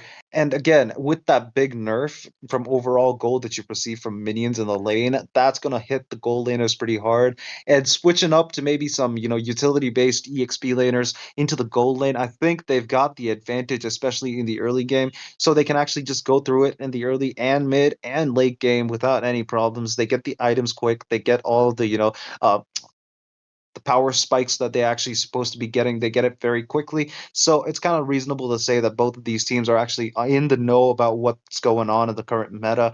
And gold laners rip to all the marksmen. yeah, I mean, I do understand for the late game they at least have the Cecilion, and for the side of Team 9 Meow Meow they have the Lunox, but will it be enough damage? At least for the Cecilion, the stacks keep on increasing, but hey, the positioning has to be very, very elite in terms of when you want to give out the raw damage. But at the same time, ladies and gentlemen, boys and girls, we would love to welcome you into the Land of Dawn for this Queen's Legacy series. This is presented to you by Wardroom Games, of course, and we'll be in for this upper bracket match between Team Point 9 Meow Meow taking on Team Mizoram. And this will be a best of the series, so let's see which team will actually be able to score the first point here. It's going to be very important because it's going to create the momentum. But at the same time, what do you have to say about the mid lane duo coming in from both the teams? Which one do you think actually has a better opportunity to take somebody down? And talking about that, the first kill already, Ada actually takes down Orphelia really quick, right? Just first minute into the game. Surprisingly, Ada is actually, a health app that you can actually download on the Play Store that helps you diagnose, many kinds of, issues that you may be facing, maybe about a common cold. It kind of diagnoses it for you. I think it's actually a very good app, but look at that. In the mid lane, we've got a little bit of a problem. We've got Sicilian getting a little too low on the mana, and he's not actually, stopping to actually, get the Bat Feast reset to the red one. It's currently in the blue one, so he's going to lose a lot of mana there in the top side. We've got a lot of punishment going on. CC's just punishing Xborg and not letting him actually have any advantage per se. We've got the turtle spawning in right now, Shinryu. I think it's actually pretty hard for the side of Team Meow Meow to actually not get aggressive. They've got the advantages rolling up, and they've got no reason to keep play calm. Yeah, I mean, you can see already on the turtle pit, the side of 9 Meow Meow will be the first to actually start it off. And for Miss Musuram, they are yet to actually even get the vision, and it's already taken down by the side of Team Point 9 Meow Meow. And right now they want to just put their aggression further into the jungle, but they do not have the retribution, meaning that they should not be invading. But at the same time, you can see the middle in a bit of skirmish. There is already the Firaga armor taken low, and here's the rotation from CC, and the Firaga armor will be completely taken down, and the Tsunami Slam locks down, and Flicker will be there, of course. And again, you can see they're going in full dive, and there will be the lock-in, and Michelle. They will be taken down, but again, the Black Dragon is there, and he's going under the turret. A double kill already for Ella, and she's looking for more. There will be the Sanguine Claws again connecting, but still aggression being answered back by the side of Mizoram. Miss Mizoram here getting 3 kills under the bag despite losing the turtle. I think it's actually gonna got equalized now, and I think Team Miss Mizoram actually have the advantage. 300 gold is not something that you want to sleep on, especially in the early game. We've got the Quad Shadow in the bot lane. We've got no commitment from Michelle just yet, but Glue, Nancy is trying to actually zone out the Yuzong. But when you use the split, you're practically just giving extra regeneration to heroes like Daroth, Yuzong, and all of them. I don't think it's going to be looking good. Look at the Tsunami Slam connecting on a Yuzong, though. Unbeknownst to him, Zayna is going to be there in the bot lane, getting the kill on the Yuzong so early on. Not very good, because obviously the previous team fight, we had Yuzong absolutely stunning them from the back line, making sure that they actually had something to be afraid of, a big black dragon in the air and targeting the back line. And they don't want to actually just give him the advantage. They want to give Glue the advantage so that Glue can actually rotate around the map and, put the pressure down on the enemy side. Obviously, 9 Meow Meow actually know what they're doing. They've got the first turtle. Will they get the second one is the question. Yeah, it's just a few seconds away, and already they are building up their advantage here. You can see the blue is actually mounted up there, right? But Ella will take down Nancy here. And there's a quick kill coming in right before the turtle, and that should give them a good advantage, of course. But they're yet to take it down. Again, they will be trying to make the rotation up top. Xborg, Will Ramos will be the target here, getting the knock up. The Firaga armor will get taken down so quickly, and he does not have a way out. Tsunami Slam in, and Ada will take him down. But unfortunately, they have to let go of this turtle, and Team Miss Mizoram will take full advantage of that, take it down for their side. And if you take a look at it, Xborg's first item build is actually the Sky Piercer, really different from how we actually, thought it will be made out. But again, okay, Nancy gets engaged on, but still survives with the split. She's okay, right? I can tell you, I can confirm. Nancy's totally fine. It's a glue we're talking about. One of the most annoying heroes to actually deal with, especially if he jumps on you. Look at that. We've got the mid lane, Sankey Claus connecting on a Kalea, and we've got her using up the flicker, Sakura running away from all the enemies. I mean, that's kind of lower accurate if you think about it. I mean, 2 Sky Piercer from each team, one for each actually, and they also have able to be completed the first build, meaning that they have enough items to actually go in, except for the Sicilian, who's really behind on farm. She's not even having the first item built up. She's actually going for the Elegant Gem, and after that, she's going for the Glowing Wand here. So it's gonna take a bit of time, but she does require that damage in the early game. But again, bot lane. Look at that. We've got a big black dragon flying away. He's not going to actually be that easy to kill now because he knows what the enemies are all about. But again, one thing that I want to talk about is the fact that, Sicilian went for the Elegant Gem, which is a very, very good item choice, especially with the mana that she consumes. But look at that, Sangclaws connecting. I think right now with the, with 300 or 400 more gold, he's going to have himself the Glowing Wand, going to actually deny Kalea all the healing that she can actually provide. And I'm going to be honest with you, with the way that they have Abaxia on their side, I think it's actually required to actually have that, Glowing Wand. But in the mid lane, we've got a little bit of a fight. We've got the Bat Beast. We've got the Bat Impact. We've got the Xborg Last Insanity. We're getting Ada getting taken out so early on, especially since the turtle is just spawning in, and I don't think that's actually a good thing. Miss Mizoram is going to have the advantage right now, but look at that, Claus doesn't connect. AOG used defensively. They have to get the kill on Harmony, disrupting Team Miss Mizoram's Harmony in a matter of seconds there, but look at that. I think right now, Ophelia is not supposed to be here. She's supposed to be going back and healing up before the turtle is actually spawned in, but she's not got the AOG just yet. Quad Shadow and Michelle setting up maybe for a steal. Look at that though. I think Ella is going to be in a little bit of trouble, but she's going to use the Black Dragon form to actually just run around all the enemies' faces, and I don't think it's actually going to be very important unless, of course, you're thinking about how much time, obviously Ella is getting her team to actually spawn back in. Tsunami found its way to actually get the Michelle in a corner, but she's going to use the Ogi Shadow kill and also the Quad Shadow to escape from there. But look at that, everyone from the side of teams, Meow, Nine, Meow, Meow, are actually just going to go on the offensive. They're going to get the kill on Harmony and Ella and Ophelia, getting a triple kill for the Lunox, getting that Sky Piercer stacks, and making sure that they actually are asserting the dominance that they're supposed to be having, especially in the early game, because of their tanky lineup. Definitely, and you can see all the advantage actually pulling up for the side of team 0.9 Meow Meow, and they also are getting the stack onto a Zania, and that's going to be very, very important, very, very vital when we will go to this major team fights, because the more stack she has, the more true damage she can deal, and even with just one combo she can delete the squishy ones, and even the tankier ones will have a lot of problem. A turret for a turret, 1-for-1 each, structures falling for both the sides, but they will, for 9 Meow Meow, they will be able to take down two first tiers already down from the top and the bot lane. But again, bot lane, the Bat Feast will be there, but it's not really getting the enough range, of course. Orphelia is there, and even Will Ramos, but they're just trying to push it in, shove the minions in, so they just can rotate around the map, of course. But at the same time, in terms of economy, team 0.9 Meow Meow, they're on the lead, but again, there will be a bit of engage on Orphelia. She does have the Revitalize, pops it out, but again, you can see the side of team 9 Meow Meow, they just want to play on the defensive. They do not want to take any unnecessary engage before, unless there is any objectives, of course, but a good positioning coming out. They can get a good taunt. 3 members onto the mid lane, but 5 from the side of team Miss Mizoram, so they can still pick a fight, but will they? Is still a question, right?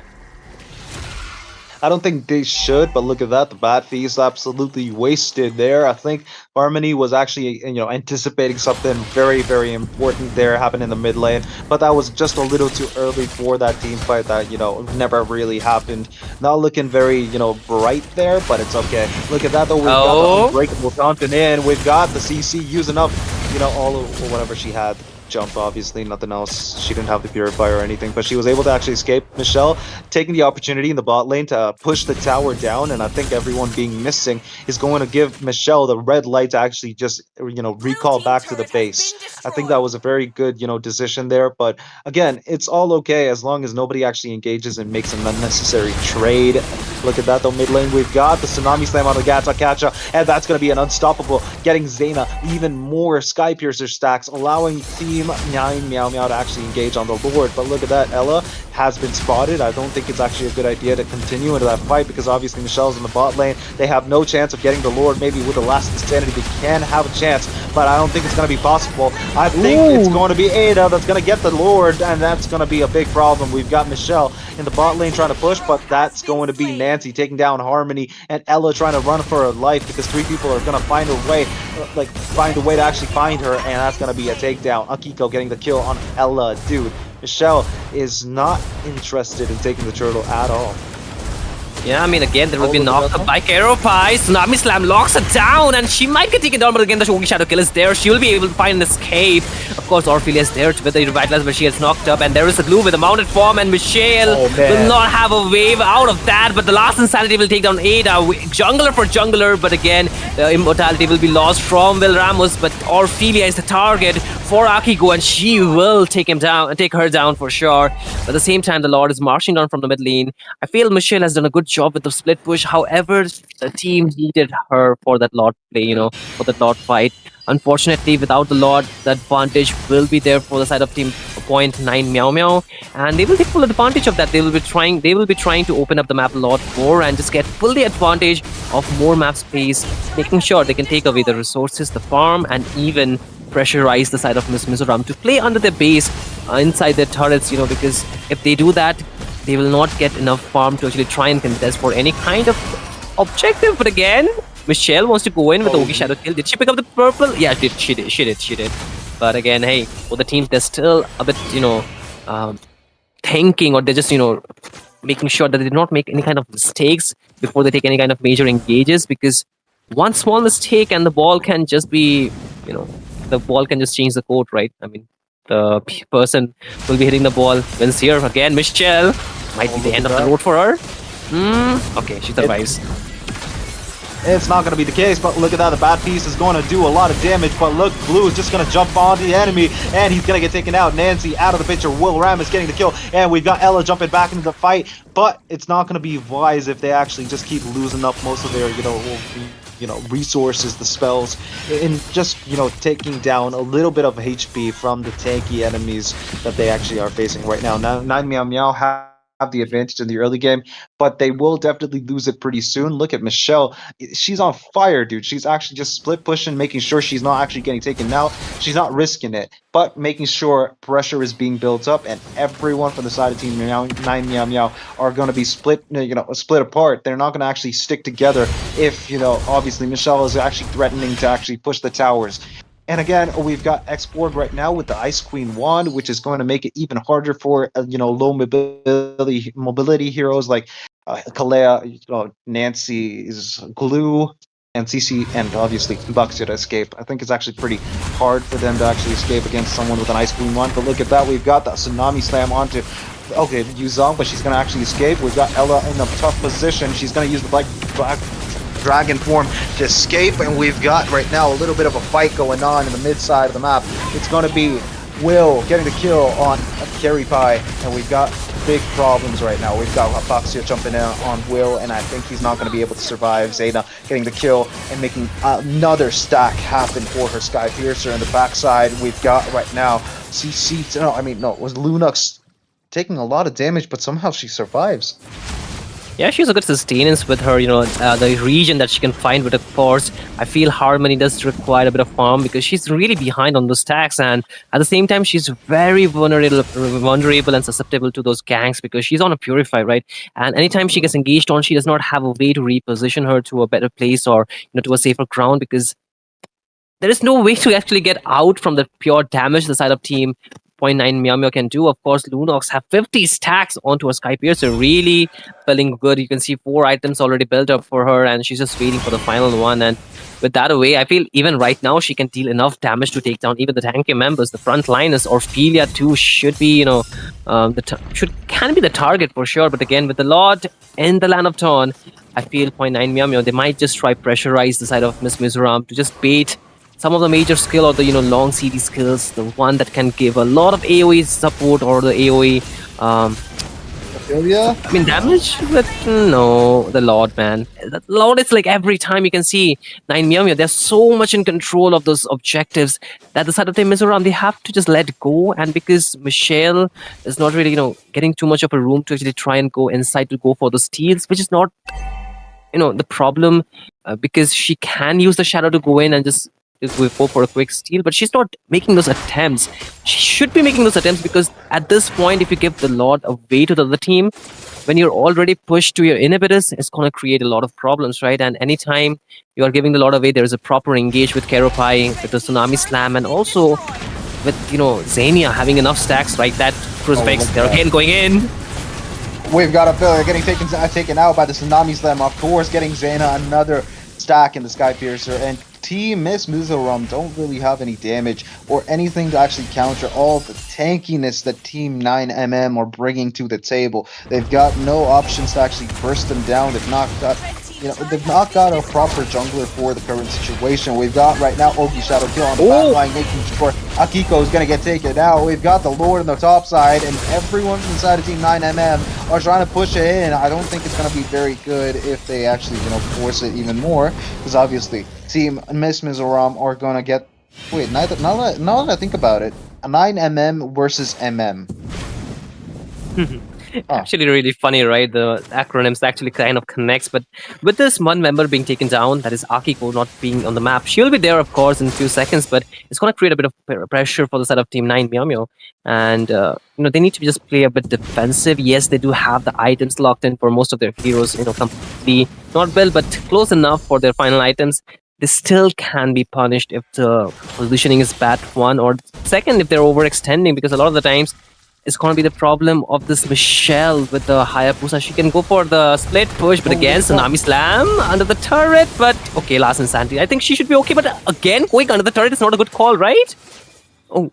I don't think that was actually necessary, but again, Export does have the immortality. Not anyone can actually just jump in and Harmony? try to burst down. Look at that, though. In the backside, we've got Harmony getting taken out by Nancy. And right now, immortality for Export getting taken out. Zaina getting the kill on Ella. We've got a little bit more coming in. We've got Export losing up that Firaga armor, getting taken out by Zaina again. Dude, this is not very good for the side of Team Miss Mizoram. They're losing up on every single team fight at this rate, and Team 9MM have really built themselves up pretty well. And one thing that I want to mention is the fact that Antique Cuirass really takes down most of the damage that Team Miss Mizoram brings into the table, especially, Xborg losing up all the damage that he has, Ella also losing up all the, damage that she can deal, especially from the mid game. She's not going to actually deal that much damage, especially not to heroes that are really tanky.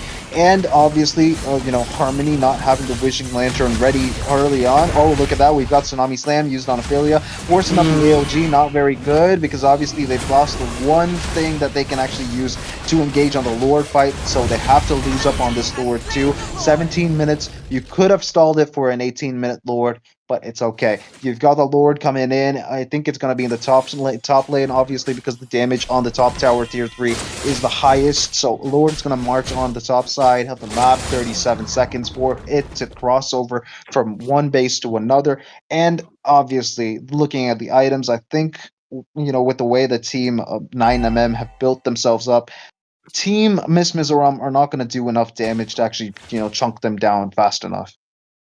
True, man. And even with 80 stacks onto Azania, I feel it's going to be very, very difficult for Miss Mizoram to actually try and contest or even defend for this one because one, Will Ramos does not have the immortality anymore. She lost it in the last team fight. Orphelia does have the immortality, but I feel after the Paraga armor being taken down, it's going to be very difficult for Ramos to actually do something. But again, Tsunami Slam, Flicker too. But that might be the green signal for the side of Team 9 Meow to go in. But there's enough peel from Orphelia to actually try and help her EXP laner to go under the base. But again, the Lord is here. Crucifix, can they end? I don't think they can, but look at that. We've got Tsunami. No, we don't Oh. have Tsunami yet, but we've got a lot of problems with Jeez. Nancy in the back line. We've got Ophelia getting taken out by Zayna, and we've got the last Insanity doing all the damage. Uh-oh. Again, not enough damage.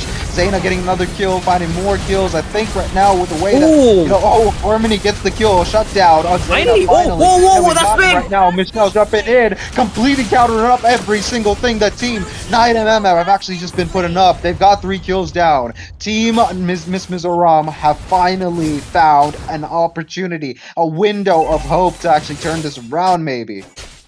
Damn, that was a big combo coming out from Ella, really saving the game out there. Had it been not for her, I think the game could have just ended. But again, Michelle getting the shutdown, meaning that she had got a lot of gold, one, and also her damage is actually stacking up. Not Michelle, actually, Harmony here, of course. So it's really, really important for Harmony to actually try and stack her passive here, because if she can get enough stacks, okay, she's already at 325. That's not more than enough, but close to what the team needs. The magic damage is really lacking, and she's the only magic damage that can try and take down even the tankier one. So she has a complete build. So in terms of economy, she's not really behind. It's just the stack that she needs to cover up for at this point. And they have been able to take the game long enough. They have lost 2 inhibitors though, however. That's going to create a bit of problem with the enhanced minions marching down from the top and the mid lane. But however, I think they have enough wave clear with the members running around the map. The problem is this Lord. If the side of Team 9 Meow Meow get this one, it's going to create a lot of problem. But conceivably, they're going to go in for Australia. The range is not there. It's going to be not there. But the flicker is also already on cooldown. But again, a bit of aggression coming in from Akiko. She really wants to go under 3 members. But again, the knockup, they will be locked in with the Tsunami Slam. Oh, Crucifix, will they take him down? There is the AOG though. Oh, look at the AOG! It's gonna be a final showdown for it right now. We've got Last Insanity not doing enough damage again. It's going to be very, very difficult if Export is not doing enough damage. But look at that. We've got Yuzong in the backline. We've got Will Randall getting the kill on Zayna. Again, taking Zayna out of the picture. Ella's gonna get taken out though. Allowing, Zayna to be taken out is very, very important. But again, if you keep dying, it's not very good. Look at that though. Nancy's trying to find his way onto. Oh, we've got the flicker and finding Michelle, making sure that Michelle is out of the picture. Not good. This is not good at all. Nancy still has to again, but again, the Purify is going to keep him alive. No. But again, Nancy's going to be taken out. Sicilian actually, took all of that, damage from Nancy and turned it around. I'll be very honest with you. The Purify was very, very well used there to take down Nancy. But one thing that I want to talk about is the fact that Zayna is being marked a lot now, and that's the only source of, consistent damage that Team 9MM have. And if you keep losing that source of damage, you're practically not going to do any damage to the side of Team Miss Mizoram. And they're absolutely killing it with the fact that they're using it to their advantage. Look at that. Akiko is trying to actually scout out where the enemies are. Unbreakable used to taunt, but no follow-up. And Lord might just be started by the side of Team 9MM, but, Michelle is coming back pretty soon, so I don't think it's actually a very good idea. Definitely. Can actually push down the Lord. She can, but the problem is, I think side of Team Mizoram will not let go so easily because Xenia have been the target, the prime target. But again, Last Insanity and the Lord. Who's gonna get the Lord here? Retribution is there, but are they taken down? But Orphelia will find the Lord. But Harmony takes down Corey, Purify. But Harmony gets taken down in the hands of Akiko, but she also falls. Will Ramos will find a kill.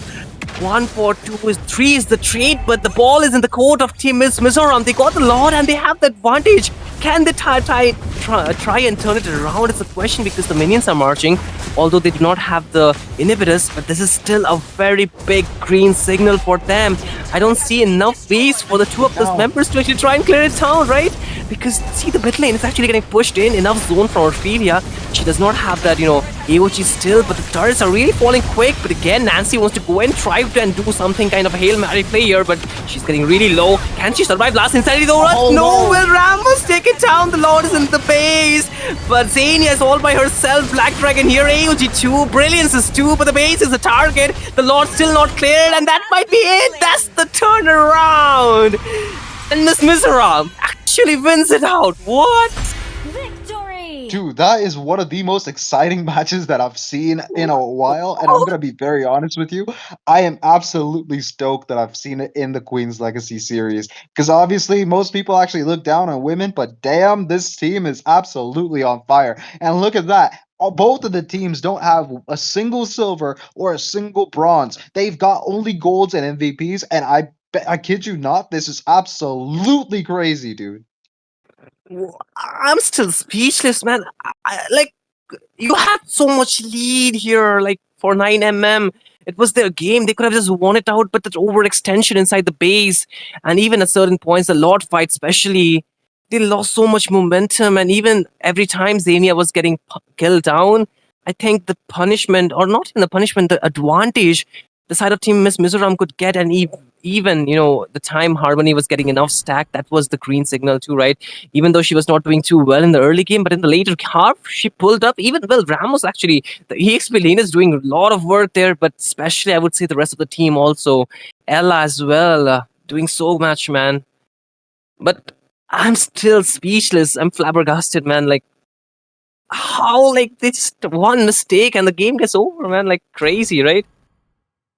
Dude, that is exactly what patience is all about. And again, the drafting, you can be the best at drafting, but the execution is where it's at. I'm gonna be very honest with you. The side of Team Miss Mizoram took all the advantage that they can actually take, especially knowing the fact that they couldn't really take all the lords of the match or the first turtle. Obviously, they knew what they had to do. They actually did split push. They made sure a lot of the backline damage that Team Miss Mizoram, were taken, especially from Zaina, who was overextending, especially the fact that Zaina had a 916 KD, and by the end of it all, she had 1148. And I'm going to be very honest with you. That three deaths from Zaina completely shut down 9mm and made sure that Team Miss Mizoram completely turned it around. I'm straight up telling you this. Team 9mm really lacked in that final push. And obviously, they don't have any specific pushers, and Team Miss Mizoram did. They had Michelle. They had a lot of damage that they actually could deal to towers, but Team 9MM really did not have any pusher. Argus, maybe? Yeah, Argus definitely right. Pokefix. I mean, but at the same time, what I Okay, Shin. felt was okay, man. What I felt was lacking is the late game hero, right? The Baxia was just a front line. The Lunox, it kind of fell off. If I be honest, right in the late game, it was getting 80 stack onto the Sky Piercer, but Execution.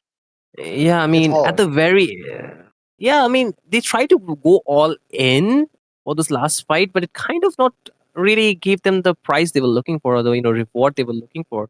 And in the long, in this kind of games, right, when the other team has a late game heroes like this is Celion in specific for this one, you do need a marksman. I feel like, because you need to at least mark that, like, match the damage at the very least, because without proper damage and without proper lineup or composition, even if you have a very good front to back composition, the damage kind of falls off, and anytime it falls off, the other team will take advantage, and that's what happened, right? The Xborg is so tanky in the late game; it's really difficult to take him off. And even if you take down the Firaga armor, it has a immortality, right? So in a way, it can turn the things around. You have to spend a lot of resources just to try and take down one member. And if you think about this entire composition, if you just spend so much on just one person, you're already losing out on this team fight, right? Absolutely, dude. Team 9MM were trying their best, but I'll be very honest with you. Again, I'm saying this a lot. Team 9MM are trying to force fights. They've put a lot of their resources into putting the aggression on. And let's just face it, the fact that Tsunami Slam was used on Ophelia so many times absolutely wasted. I think it would have been better serving if they actually used it on maybe, Michelle, or or maybe Sicilian too. But the Purify is the big problem there. You can always use it on Michelle though. However, they did use the Tsunami Slam onto Ophelia and also Will Ramus. I think that was not the best course of action, especially against this kind of composition where it heavily relies on how much you can actually keep the Sicilian farmed up. Yeah, I mean, I feel in terms of itemization, it was really good. The fact that penetration really came in late. I think it was the last item that was built up for her item path. But at the same time, Yep. I mean, if you're going against a very tanky composition, I think it's best to go for those penetration early on. Yes, the glowing one as well as the wishing land can give damage, but it's just HP based. If you want to go for those reduction of the magic defense, I think the best thing to do is to just go for those penetration items, right? The glowing, not the glowing one. I mean, the Not divine glaive is there. necessarily. Genius one. I mean, see, I feel it was good, but Harmony, it took her a lot of time to actually try and be relevant in the game because in the early game she was thoroughly punished. She was the person every time getting engaged on, and the stack really came late, right? We just saw around, I think it was around 17 minutes, right? It was 325, not really for a Sicilian at that stage of the game. I think it should have been at least 450 plus or nearly 500. I'm not trying to criticize her, but she got really, a lot of gangs on towards her, so it kind of is, justified.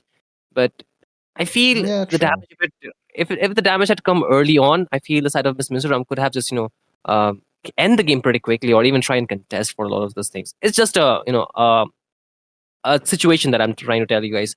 It's not like I'm trying to belittle her, but at the same time, we'll move to the next game here, Crucifix, of course.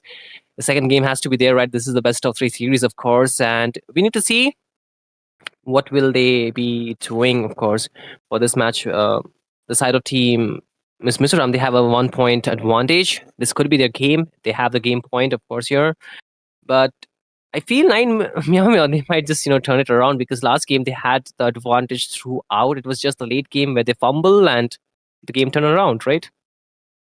To be very honest with you, Team Miss Mizoram actually had the advantage throughout. It's like you're stuck in their genjutsu. That's what it was. It looked like to me, especially.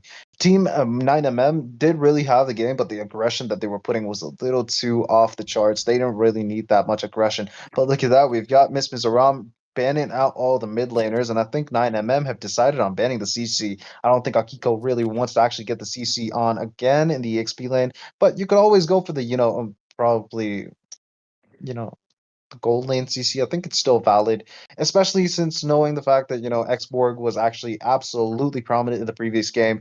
And look at that. I think 9MM are banning out the heroes that they picked in the previous match. Why? Yeah. I feel they do not want to give the ball to the team, of course, this time. They do not want the same heroes to be actually punishing. But like you mentioned, the mid lane is heavily targeted by the side of Team Miss from. They're even banning out the Lunox from the last game to not want to face that same hero again. So a bit of respect as well. So I do like that, but again, this does leave so many heroes unchecked and open, right?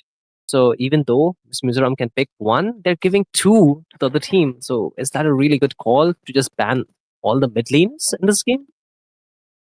Angela is open, which is going to be the As biggest well. problem. I'm going to be very honest with you. Miss Mizoram have the opportunity to get the Angela on their side, and Matilda is open too. I think it's not going to be possible for Okay. anybody to pick them just yet. But look at that. 9MM decided to go on the Xborg ban, and I'll be very honest with you. Having Will Ramus on the Xborg is very dangerous.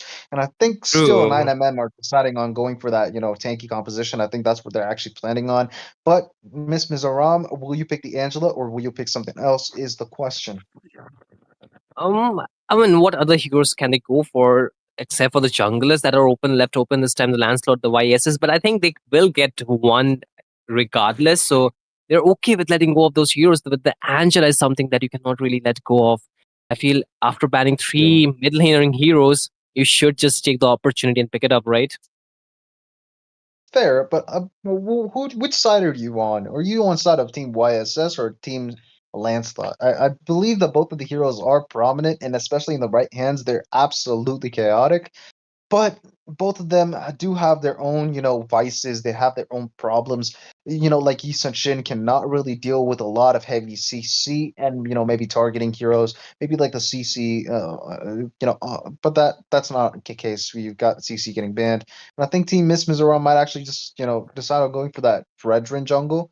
But 9MM do decide on taking that one mage that's still prominent. Kadita, though, is still an option, and I think Team Miss Mizoram could use that to their advantage, especially against Farsa.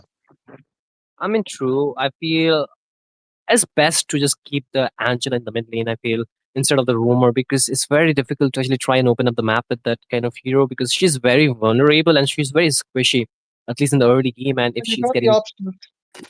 But you've got the I options mean, of taking maybe a tanky EXP or a tanky jungle and using them to but the actually thing scout is, out the but the map. thing is, but the thing is, in Yeah. this meta, you have to open up the map to get the level 4, right? You have to like at least give the vision or so in a way, I think the Angela kind of defeats the purpose. This currently a roaming style the game has developed. So I feel with this, heroes like the Matilda and other heroes can do a lot more.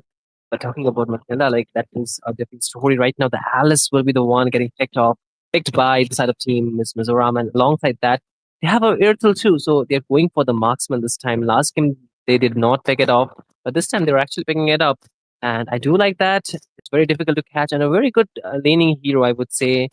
But there are counters towards that. The Brody could be a very big counter, and even at times, I do see the Bruno can actually kind of match it up, except for the mobility, of course. But the damage output can be there, similar to some extent. But hey, there's a lot of options. So they can still go for the fighter here. They can go for the Lapu Lapu, or even I would say if they want to, what else are the option? The Bane, maybe. No, They Bane's gonna bring the pain if he actually gets picked. Obviously, the side of team Miss Mizoram don't really have that much of HP. Obviously the Angela and the Irithel, I think that's gonna be easy to actually counter. But look at that, we've got 9MM going for the Yuzong instead, and I think Ella, being the one who picked the Alice, is going to take the Alice into the EXP lane, and I don't think it's actually a bad idea. But look at that, 9MM have decided on banning out the Lancelot without any further ado. We've got the second banning phase going through. And Lancelot, Nathan, permabans without any doubts. You've got them, being banned off without, any thought whatsoever. You've got to ban them. Obviously, Nathan has been overperforming. Lancelot is obviously an S plus tier, jungler. And I think it's actually kind of valid to actually ban them without thinking too much. yeah, and it's a very good combo with the Angel at the same time, right? I think the Heart Guard as well as the Puncture can really give so much survivability, and even like the Lancelot has inbuilt, survivability with the second skill as well as the ultimate, of course, the Thorn Rose and Phantom Execution. But the Joy gets banned. No more shield heroes being available for the side of Team Miss Mizoram. The Esmeralda is still open. I would say even the Harith is open. Side of Team Nine Meow Meow, they can go for those heroes if they want to, because I think the Esmeralda could be a good addition to their draft. They can just try and flex it to the goal lane, but still against the Irithel, I don't think so. That's the best matchup, of course. So a marksman would be a really good option for them, but the last ban is still due from the side of Miss Mizoram. What do they want to ban here? It's very, very important because I neither of the side has a jungler. So should they ban a jungler at this point? I don't believe it's a good idea, but the East Shin being open is going to be a big question mark there. I feel like 9MM have the opportunity to get the obviously the East Shin first, but it is again a matter of a big question mark there. I believe that right now they should and definitely should ban the jungler, like you said. However, I think the Yi Shin is not going to be the best option. Getting out that tanky heroes, I think that's going to be the way to go. But is that what they're actually planning on? Is the question. But, oh no, they missed the ban. Miss Mizoram don't actually get the ban on time. Mm, that could be a problem. I think not banning anything is also a good thing because this will open up even more heroes, but at the same time, this will give uh, still an advantage. I would say the Beatrix a good option though, but still with that kind of dive available with the Alice as well as the mobility from the Irithel, she can suffer. But at the same time, I feel if she gets the advantage in the early game, if she gets enough farm and if she can maintain her rotation, she can do a lot more because she has a lot of ways to actually deal damage. She has the range with the sniper, and she even has this rocket launcher to do a lot of AOE damage. So in the collective way, I think the Beatrix does work, but at the same time, The junglers, man. I'm so excited to see the junglers. Last time it was the Hayabusa versus the Baxia, but this time the Hayabusa can still be an option. Yes, it is. Michelle would still like to stick for that, but the Hylos comes in. That's going to be the roamer, right? Because I feel Yep. the Angela, I mean, it should go to the mid, Ophelia right? Ophelia is definitely going to be the roamer, and I'll be very honest with you. That flex is still a possibility. Maybe putting Angela in the roam position and Alice in the mid still kind of works. It kind of checks out. But again, why would you want to do that? You can obviously just relax and play it safe. But look at that. We've got 9mm. Noticing the Mm, fact that Team Miss Mizoram does not have any point and click CC, picking up the Fanny, making sure they have an answer to the Hayabusa. But again, Hayabusa does definitely counter the Fanny with the Yogi Shadow Kill, obviously. But again, I think Team 9MM have a really good composition here. They've got Beatrix, Farsight to pair up with the Gatal Catcha and the Engages. And I believe Fanny and Yuzong can jump into the back line, being a very big threat for them. I think from the side of Team 9MM, they've got a very streamlined performance-based, drafting there. But the side of Team Miss Mizoram have a lot of engagers. They've got the Glorious Pathway. They've got the, Angela's Hard Guard. That's going to allow Irithel to have a lot of movement speed. And also Alice, of course, slowing down the enemies and making sure they actually have a good engage opportunity. And Hayabusa to take down any stranglers from the side of Team N9MM who are trying to escape. And again, you can always count on Hayabusa to take down the Farsa. So I think that Team 9MM do have the advantage in terms of, quote unquote strategy drafting, but Miss Mizoram definitely do have their head in the game. They've got they put a lot of thought into what they're picking.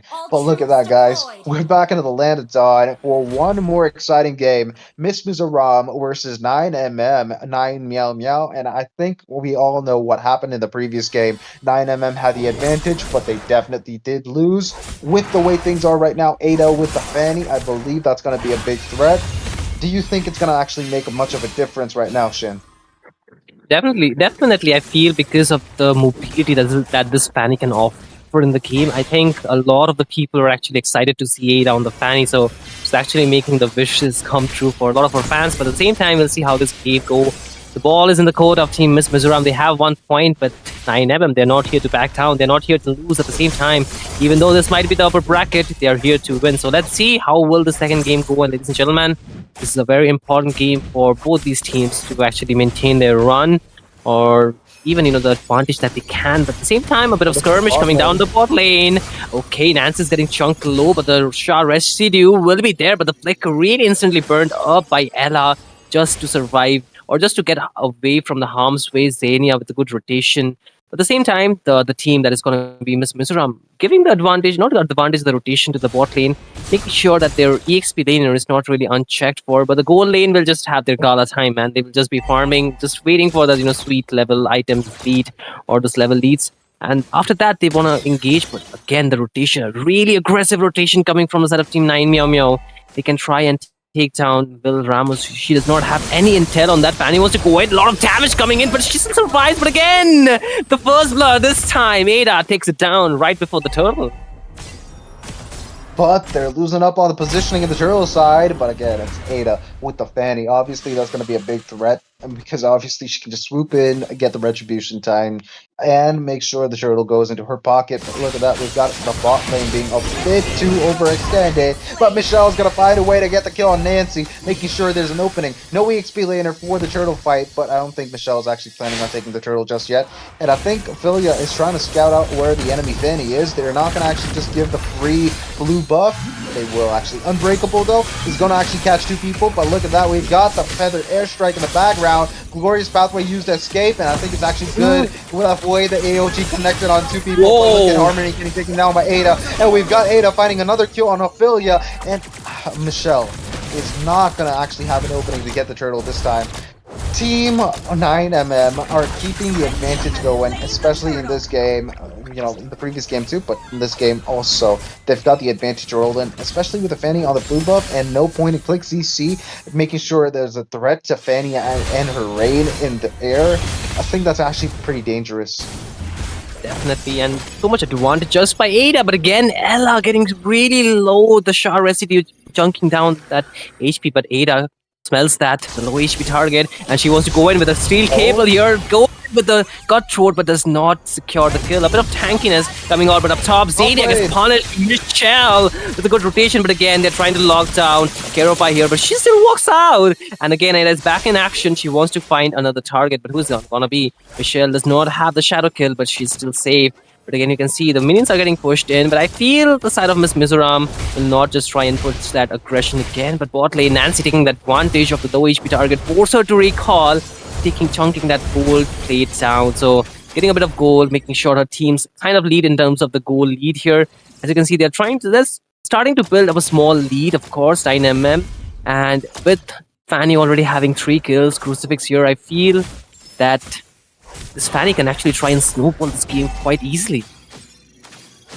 Yeah, I'll be very honest with you. I think that Fanny's actually just snowballing already, but there's no big farm gap between both of the teams. They've got, with their head in the game, they've got 300 gold gap, but that's all okay. In the end of the day, we've got, obviously Irithel, Will Ram is actually, playing it pretty safe, Akiko too, but in the mid lane is where everything is actually going down. They're rotating pretty well. Both of the sides are actually rotating in the required moments. We've got Unbreakable taunting up Ophelia, but I think Ophelia is actually not going to, really consider taking a fight there. The turtle spawning in, and I don't think it's actually going to be possible for the side of team. Oh, look at that top lane. We've got Ada. We're trying to find a way to get the kill on Irithel. Will Ramus, though, will get the support and backup from, obviously Angela, and Harmony is going to decide on running away, because, to help the turtle fight, and I don't think it's actually very wise to actually overextend the top side just yet. I think Ada knows that, decides on going to find the turtle, and any fight that's probably going to happen there. I think Ella's positioning is absolutely peak.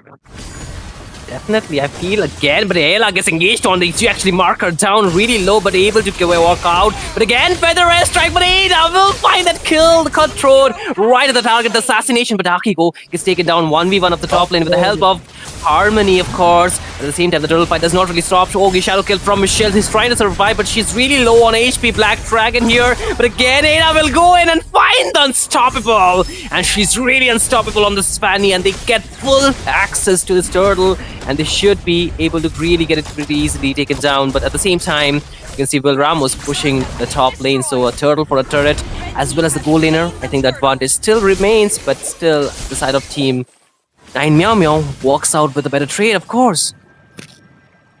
Yeah, I think 800 gold's not going to make much of a difference, but look at that. Will Ramus might actually just get engaged. If at all, she actually returns back to the top side. I think Gatot's positioning himself pretty well. And obviously, Keropai is absolutely ready to make sure a free kill is, set up for his team.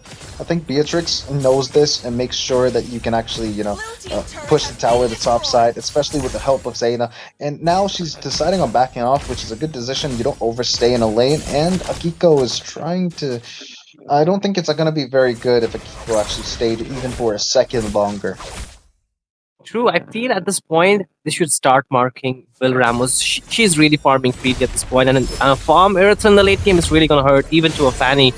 They're not really marking her down, and every time they do, there is the hard cut available for Harmony. She has just one purpose right now in this game, to keep Will Ramos healthy and on her full HP, but at the same time, they're trying to push the mid lane, but they get spotted here. The Unbreakable, they're already getting the taunt, but the Feather Air Strike coming down, but Ada will be going in, but she'll not find the target here. A lot of damage coming in on towards Keropai. She's trying to walk out with the Revitalize, but can they find an escape? A lot of HP getting chunked low, but at the same time, Ada trying to just get the assassination done, but Zaina will fall from the last hit of Will Ramos, but still you can see the Harmony's hard guard being so crucial here.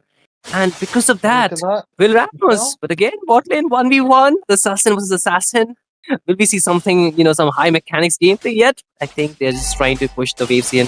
For Ada, she wants to find the purple buff because she's out of it. For Michelle, she wants to put some pressure onto the bot lane. Just trying to farm. Again, there is the shadow there. Okay, shadow kill is available though, but she does not go for it yet. Again, top lane, bit of rotation coming in. There is Harmony with a hard guard on towards Will Ramos. And Keropai is actually trying to run with the conceive, but a good positioning. Do they know about that? Harmony is the target here. They get a lock in with the Petrify. A lot of out, but the The feather airstrike get cancelled, but Will Ramos will finally fall. Nancy gets a kill, and she actually finds a double. Harmony falls at the same time, but on the backline, Zania finds Ella. 3 members down already, and Miss Mizoram in the chaos. They lose this lore advantage completely, and Michelle, I don't think so. She has a way to go in, and this should be an easy lot for the side of Team 9 Meow Meow. Oh man, I'm not actually, very, very happy seeing this. The fact that 9mm are pushing up all the aggression and still getting all the kills. I'm gonna be very honest with you, that's not how you're supposed to be playing the game, but it's working for them, so it's all okay.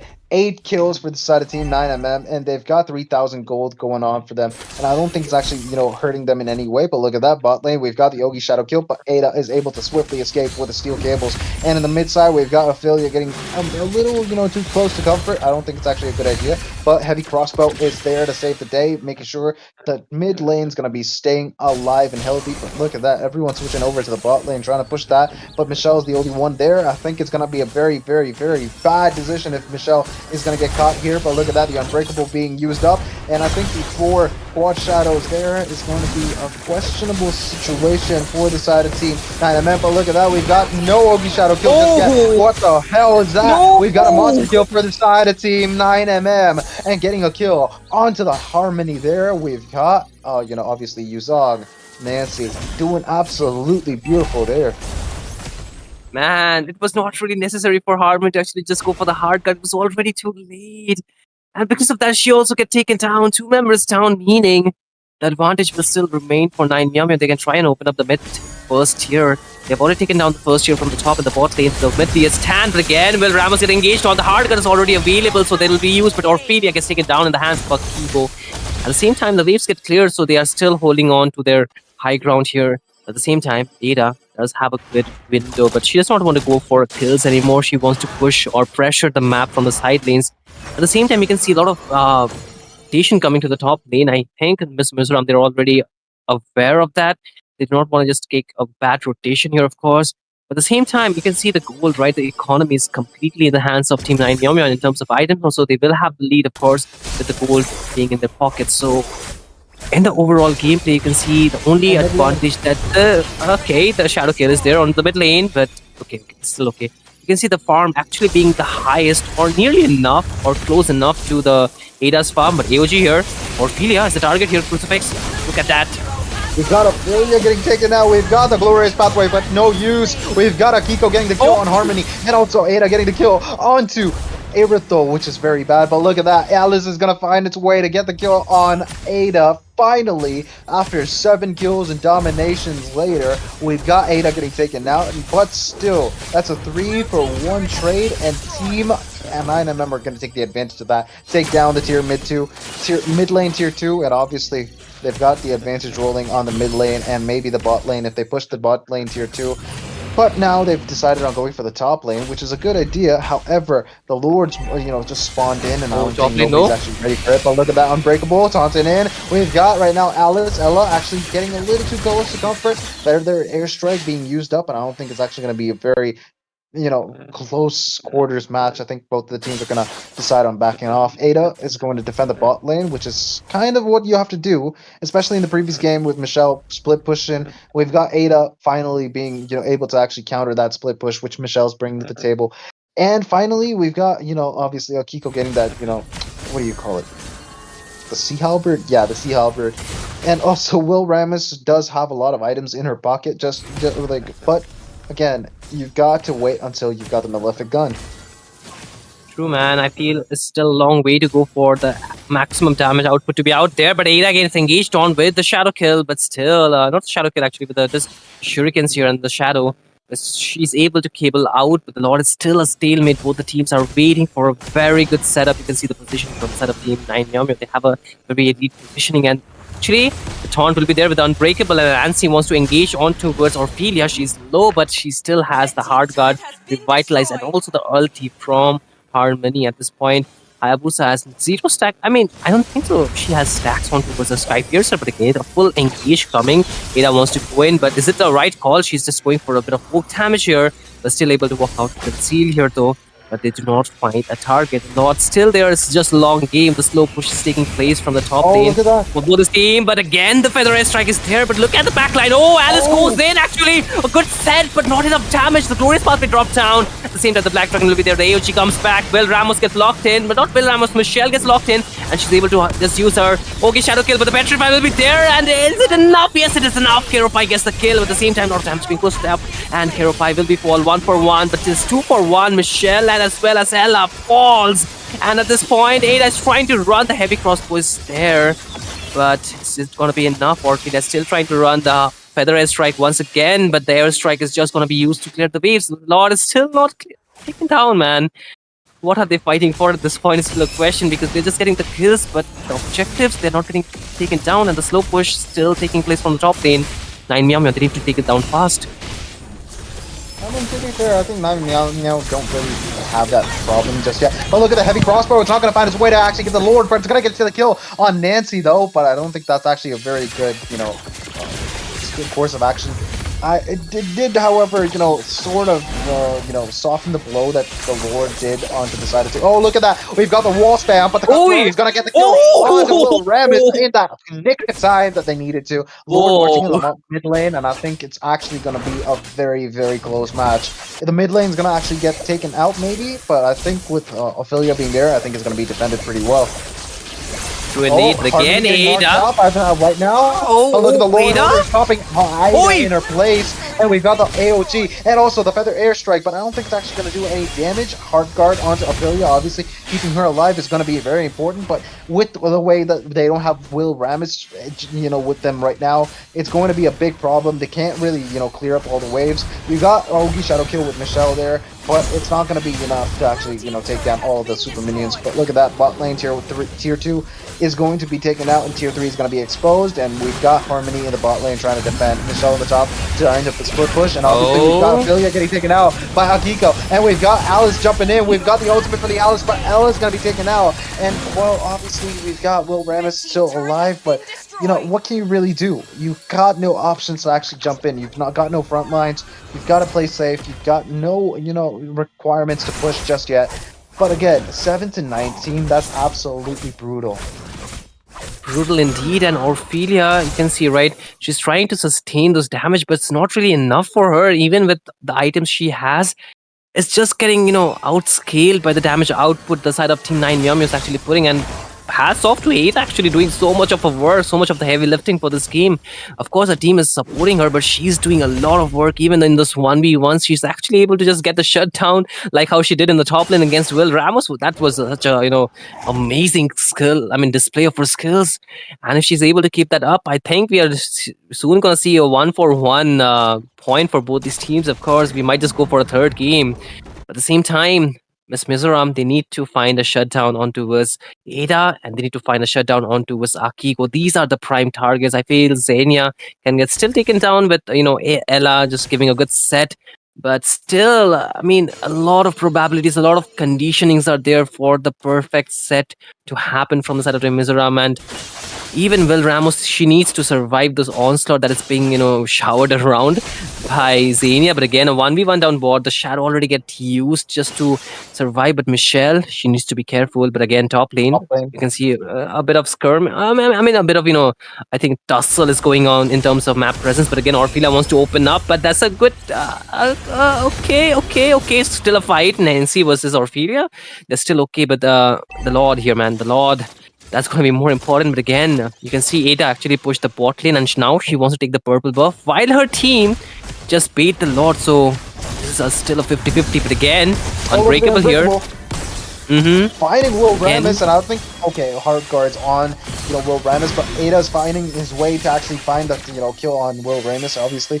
But again, is it going to be that easy? Ada finally gets herself a Blade of Despair, and I think it's going to be a lot of damage. Look at that, the Wind of Nature is going to keep her alive. Ada's going to get taken out. We've got the Feathered Airstrike. We've got Michelle jumping in. We've got her, and, not actually following through. But Ophelia is going to get taken out. Akiko is going to find a way to get the kill on Michelle. But look at that, the only one who can actually do some damage is going to be Ella, who's going to take damage. while, obviously, Iritho is going to actually dish out all the damage she needs, but look at Wait, that. We've wait, got Will her Ramos! chasing up the back line. It's going to be Zayna, too. I don't think that flicker is going to save Zayna, but okay, but that bird form is going to keep her alive. But Ella is going to Nancy! still survive after all of that. We've got the Feather Airstrike coming up again, and I think Miss Mizoram have the advantage right now rolling in for their side. Lord, that's going to be an enhanced Lord, and I think it's going to be very easy for them to take it.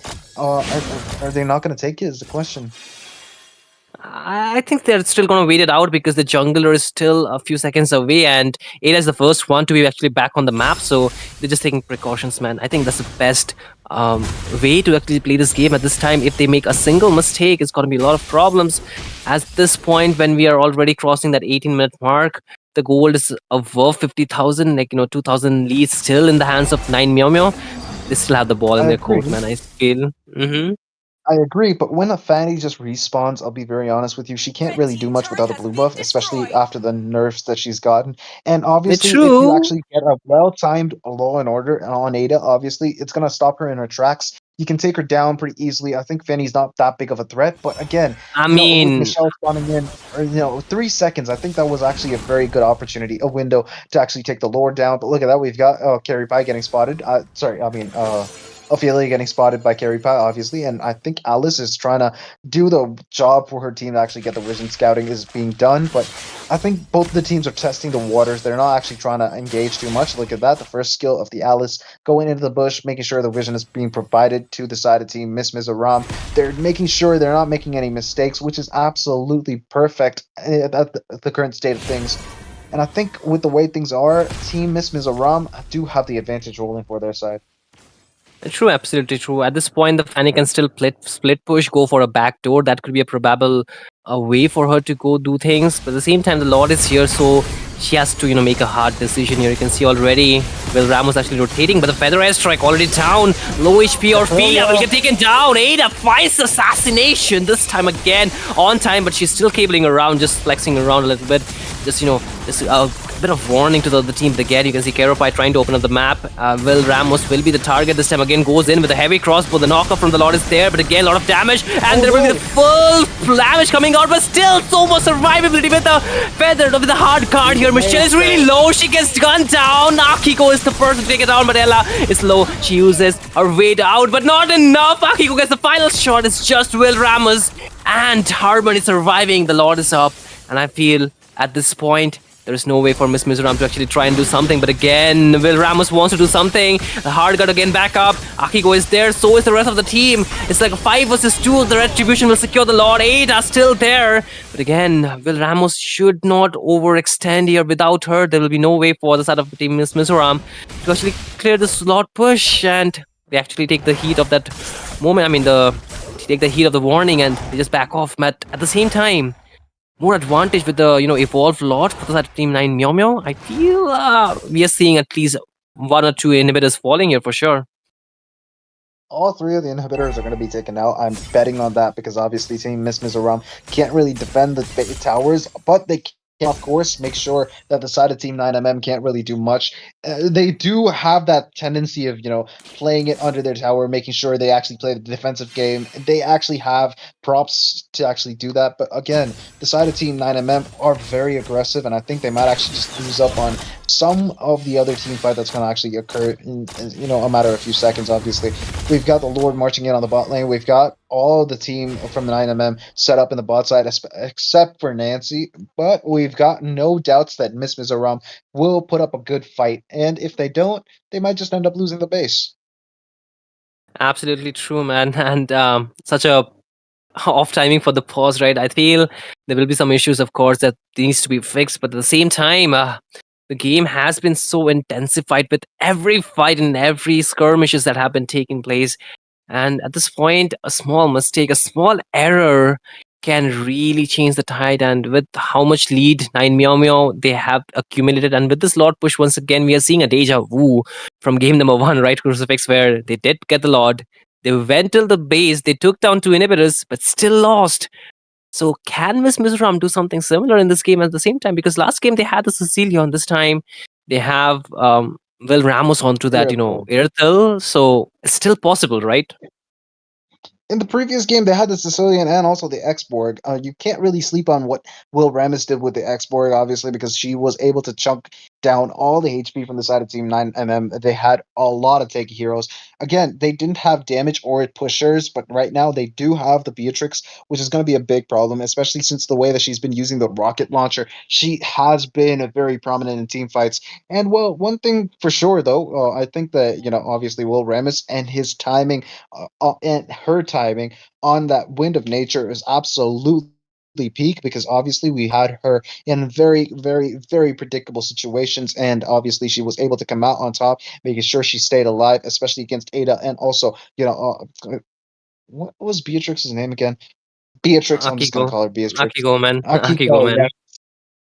Apologies, but of course she has good timing on the Wind of Nature. She might actually just stay alive, but again, it's all a matter of how they actually defend the base right now because the Lord marching in on the bot lane. We've got it coming in the next 6 seconds. Well, obviously, it's going to be a big threat for the side of Team Mizoram.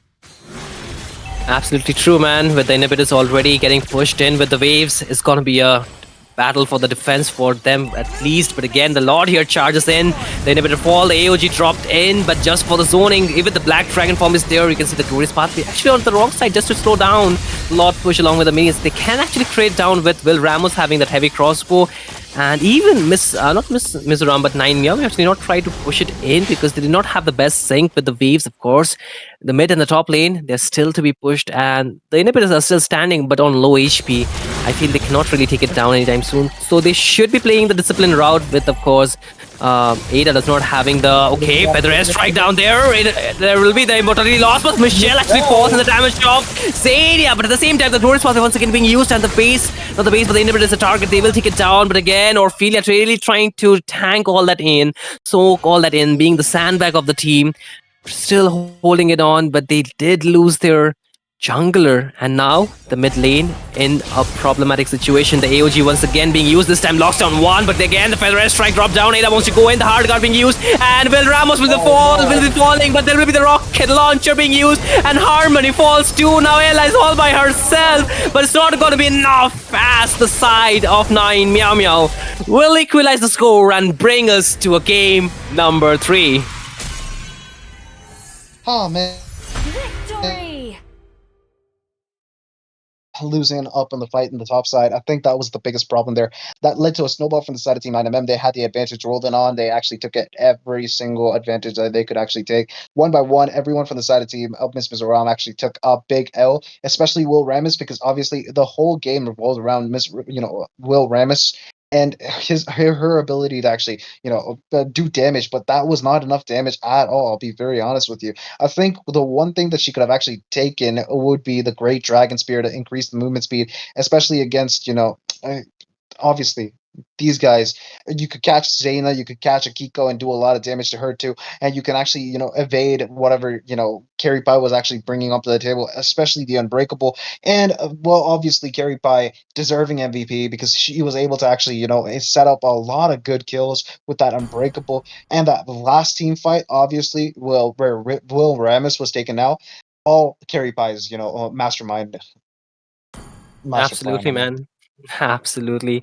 I think they find the right targets. That's why they were able to end the game. Otherwise, I feel if they could not find Will Ramos, it would have been a lot of problem. But even Michelle falling really early on was the green signal for the side of Team 9MM to actually try and end the game. So in a way, they played it really beautifully and they played it for the win. And that's why they have gotten that point to equalize this best of the series. So all the way we are going to the third match here, man. And I feel we are in for an action, but one thing I'm completely, sure of, this Fanny is getting banned for the next game, man. For sure. I don't think Fanny's worth the ban. I'll be very honest with you. If you get a good point and click CC, an instantaneous stun, I think Fanny's going to have a hard time to actually deal with that. But the only True. stun that the side team, Miss Mizoram had was the Law and Order from obviously the Hylos affiliate, but also the ultimate from the Alice. I think that would have actually stopped the enemy, but not midway during steel cables, obviously, because that's an immobilize, and you can't really do much against a Fanny with an immobilize if she's midway during flight. I think that would have been very, unreliable. But again, the side of Team Miss Mizoram really need to actually think about what their strategy is. And I think it's the blue side, the curse that's always there. Everyone who actually plays on the blue side tends to actually have a hard time, especially during the mid stages, and they might actually end up losing the game if the late game is actually getting snowballed from the enemy side. I think the red side is actually it's buffed. I think. Maybe there might be some kind of spells that have been used, but at the same time, I mean, we need to be a bit optimistic in a way that both the teams, they're really trying to pull off a lot of things. But I'll just stand on my view, man. I feel the Fanny will be getting banned for sure.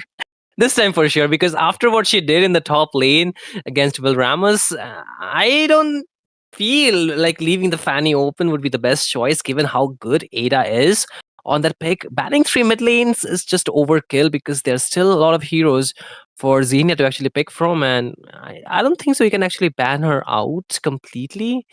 There's so many mid lane heroes, man. What do you ban? Even if you pick the Angela, that's not giving you the most advantage in terms of magic damage. So the Alice was there, but she was just there, man. She was getting the good set, but the damage was not going through. And even Michelle could not actually go for the assassination onto the back line. The Farsa was free hitting a lot of the times. And even Akigo, she was rarely taken down. I think it was just two or three times that she fell. And that too, when it was really, really a full fledged fight with everyone diving on towards one another. And after Ada was taken down, so it's not about just locking the Fanny in. It's more about how the Fanny can create the pressure because of her fast mobility around the map. So we'll see, man. There's a lot of speculation that we can make, of course, but at the same time, third game will have to really be rolling soon. So we'll figure out what are the plans or what are the ways these teams actually want to play for. But this time, I think 9mm will get the first pick. So what do you think? They should again pick up the CC like they did in the last game, or should they go for something different this time, or just stick to their whatever they did in the last game? Will it be better, or just or just still go for two fighter onto the gold and as well as the EXP lane? I think it's questionable even with whatever they want to do. I think it's actually going to be a very hard thing to actually predict. But again, well, there's one thing that you can't actually just let open. You can't let the CC be open. Even though Miss Mizoram actually won against the CC, they don't really want to take any chances. They've got the CC getting banned. We've got Angela too getting banned from the side of Team 9mm because obviously Angela in the right hands is going to be a big problem. And Harmony did show that she actually had good control over that, Angela. But again, it's all a matter of how they play it, and I think Miss Mizoram actually do really need a lot of crowd control if they're actually going to face up against the Fanny and not banning it. I mean, true. This time, there's a lot of possibilities that they can actually go for something very different. I feel since both the sides they have a jungler that can play assassins a lot more. In the first game, Ada actually had to play the Baxia, so she was kind of limited to what she can do. This time, in the last game, previous game, she went for the Fanny, so she showed what she's capable of. And I feel giving her the assassin would be much better than actually just force her or put her onto as a tanker or a utility hero. I mean, it depends upon what kind of draft they want to do, of course, but I feel she can perform better on the assassins for sure, given how good she is mechanically in terms of her micro skills. It's really on spot. But at the same time, the Xborg, Garut Kacha, as well as the Angela will be off limit for the side of Team Miss Mizoram to pick from, even for 9 Miami, of course. And for the side of Team Miss Mizoram, they are banning off the CC, of course, and alongside that, they're banning off the Zushin, so last ban still remain, and no Fanny still visible on the banning section, so it can still be left open. They are thinking that they can try and counter it out if the other team picks. Okay, there will be the Kimmy ban coming off, so the Fanny is left open, not really banned. You're correct, +1 for Crucifix or Pokefix for this one. So L for Shinryu or Shinchan. So still, what the full short should be the first pick here, Shin-chan. Crucifix. Bax, yeah, once again, man. Ada's getting limited with this pick. I know they do not want to give it to the other team, but still, man, like, just give her assassins. I mean, to be fair,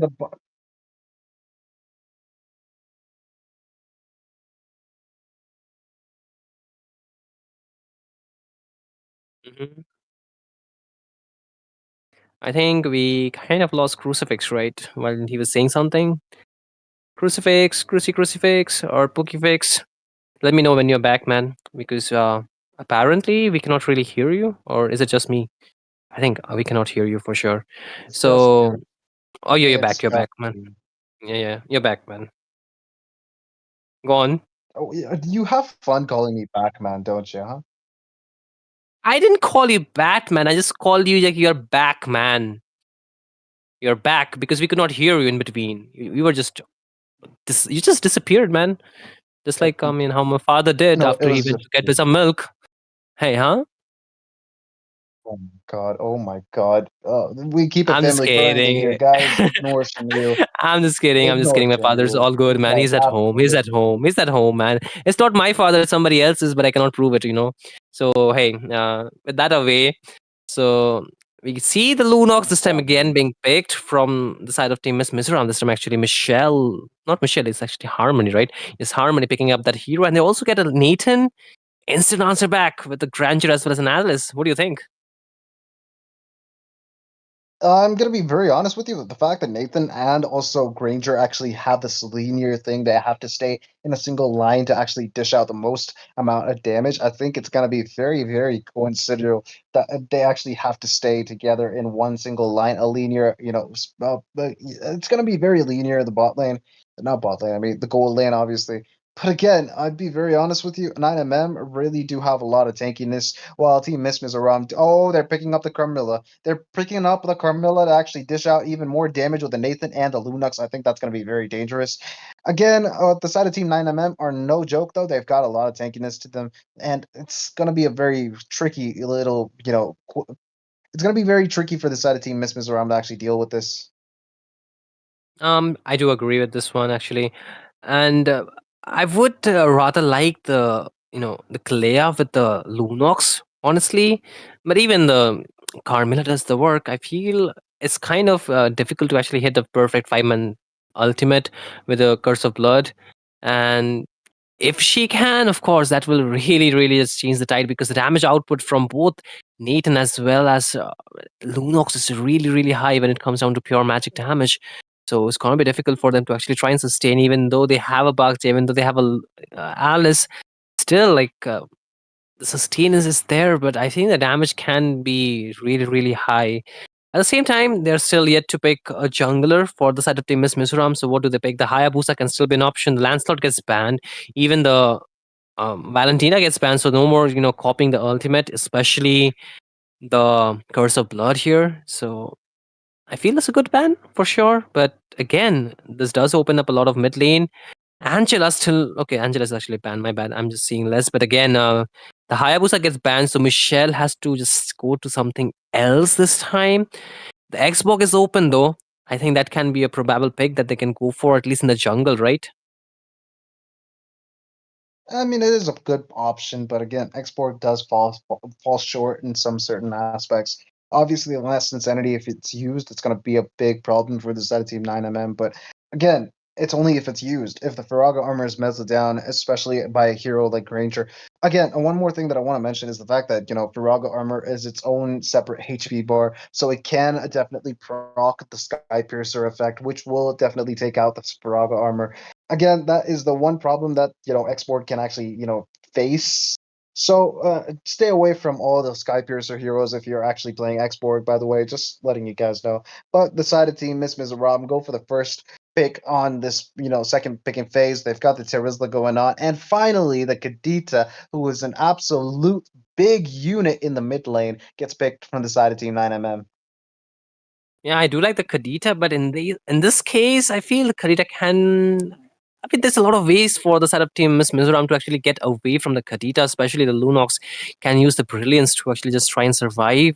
Even for the Nathan, he has the Entropy to actually get out. Okay, this time the little girl, not little girl, but actually the Matilda Airlines will be left open, and that's a really good addition with the survivability, with that tankiness, and also to actually cover up the back line. They can actually dive in. The combo can be really strong with the Alice as well as the Kadita. Once the Circling Eagle is used, and even with the Guiding Wind, actually, both can be used to actually try and mark the backline. So in a way, I do like that combination coming in, but it has to be picture perfect. So let's see how they actually execute that. But at the same time, Miss Mizoram are yet to pick their jungler, and There are pretty good options, but I'm not thinking about the Fredrin at the top of my list, though.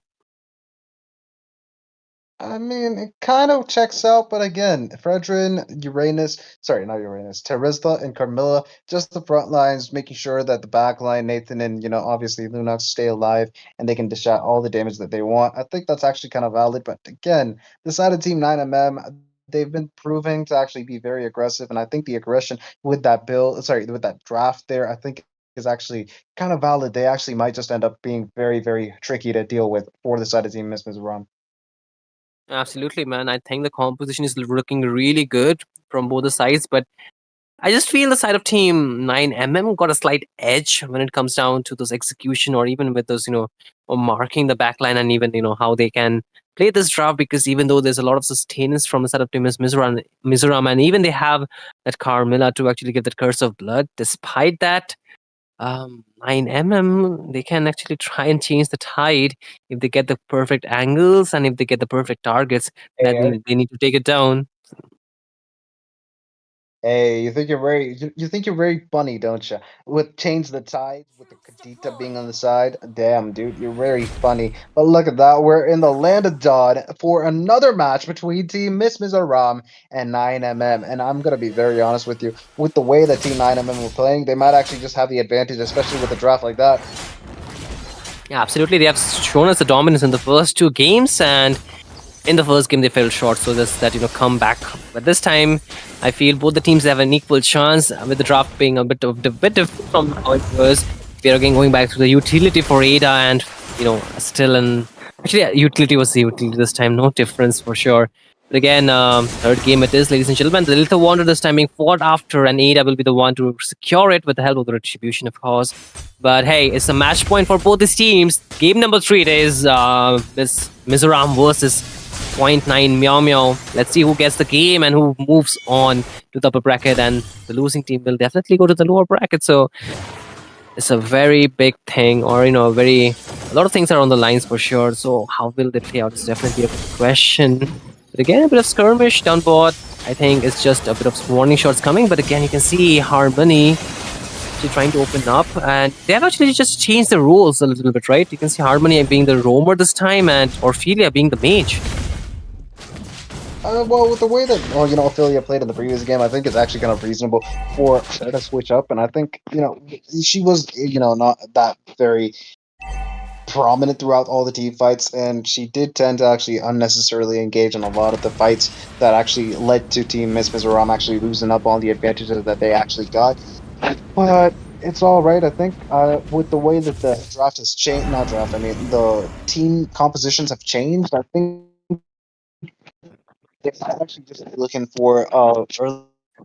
I think they're actually not going to be. Yeah, could be the case, but at the same time, Turtle is up, and Miss Mizoram has a very good positioning. Again, there's a duck darkening. You stand okay, Orphelia gets the first blood this time. Nancy falls really quickly, even after using the flicker, but it's not going to be helping her survive.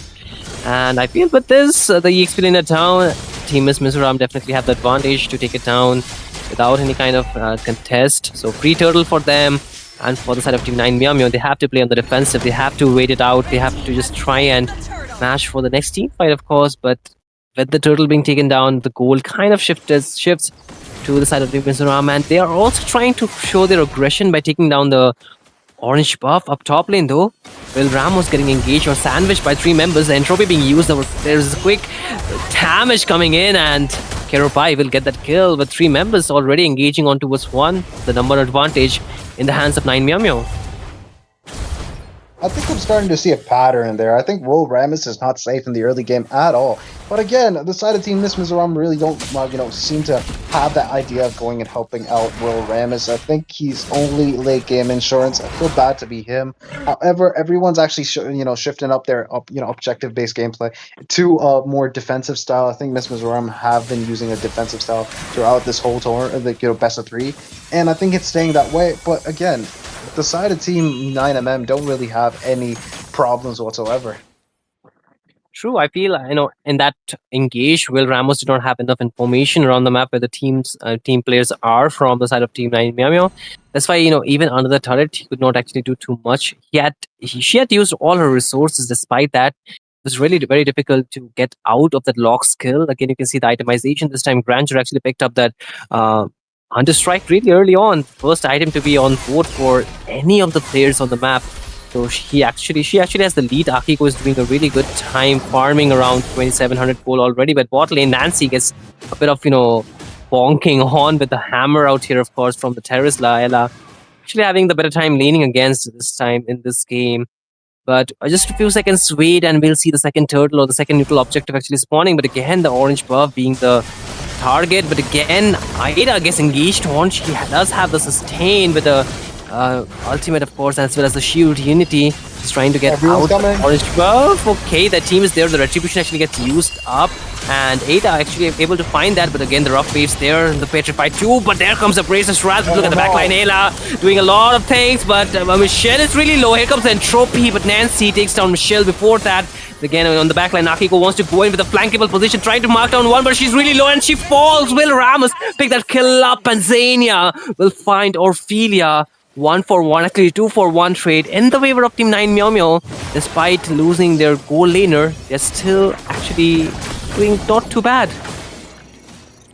I mean, to be fair, the side of Team 9MM have been aggressive, and I think that, obviously Akiko was a little too far close to comfort for her to actually have an escape route. That led to her being taken out pretty easily.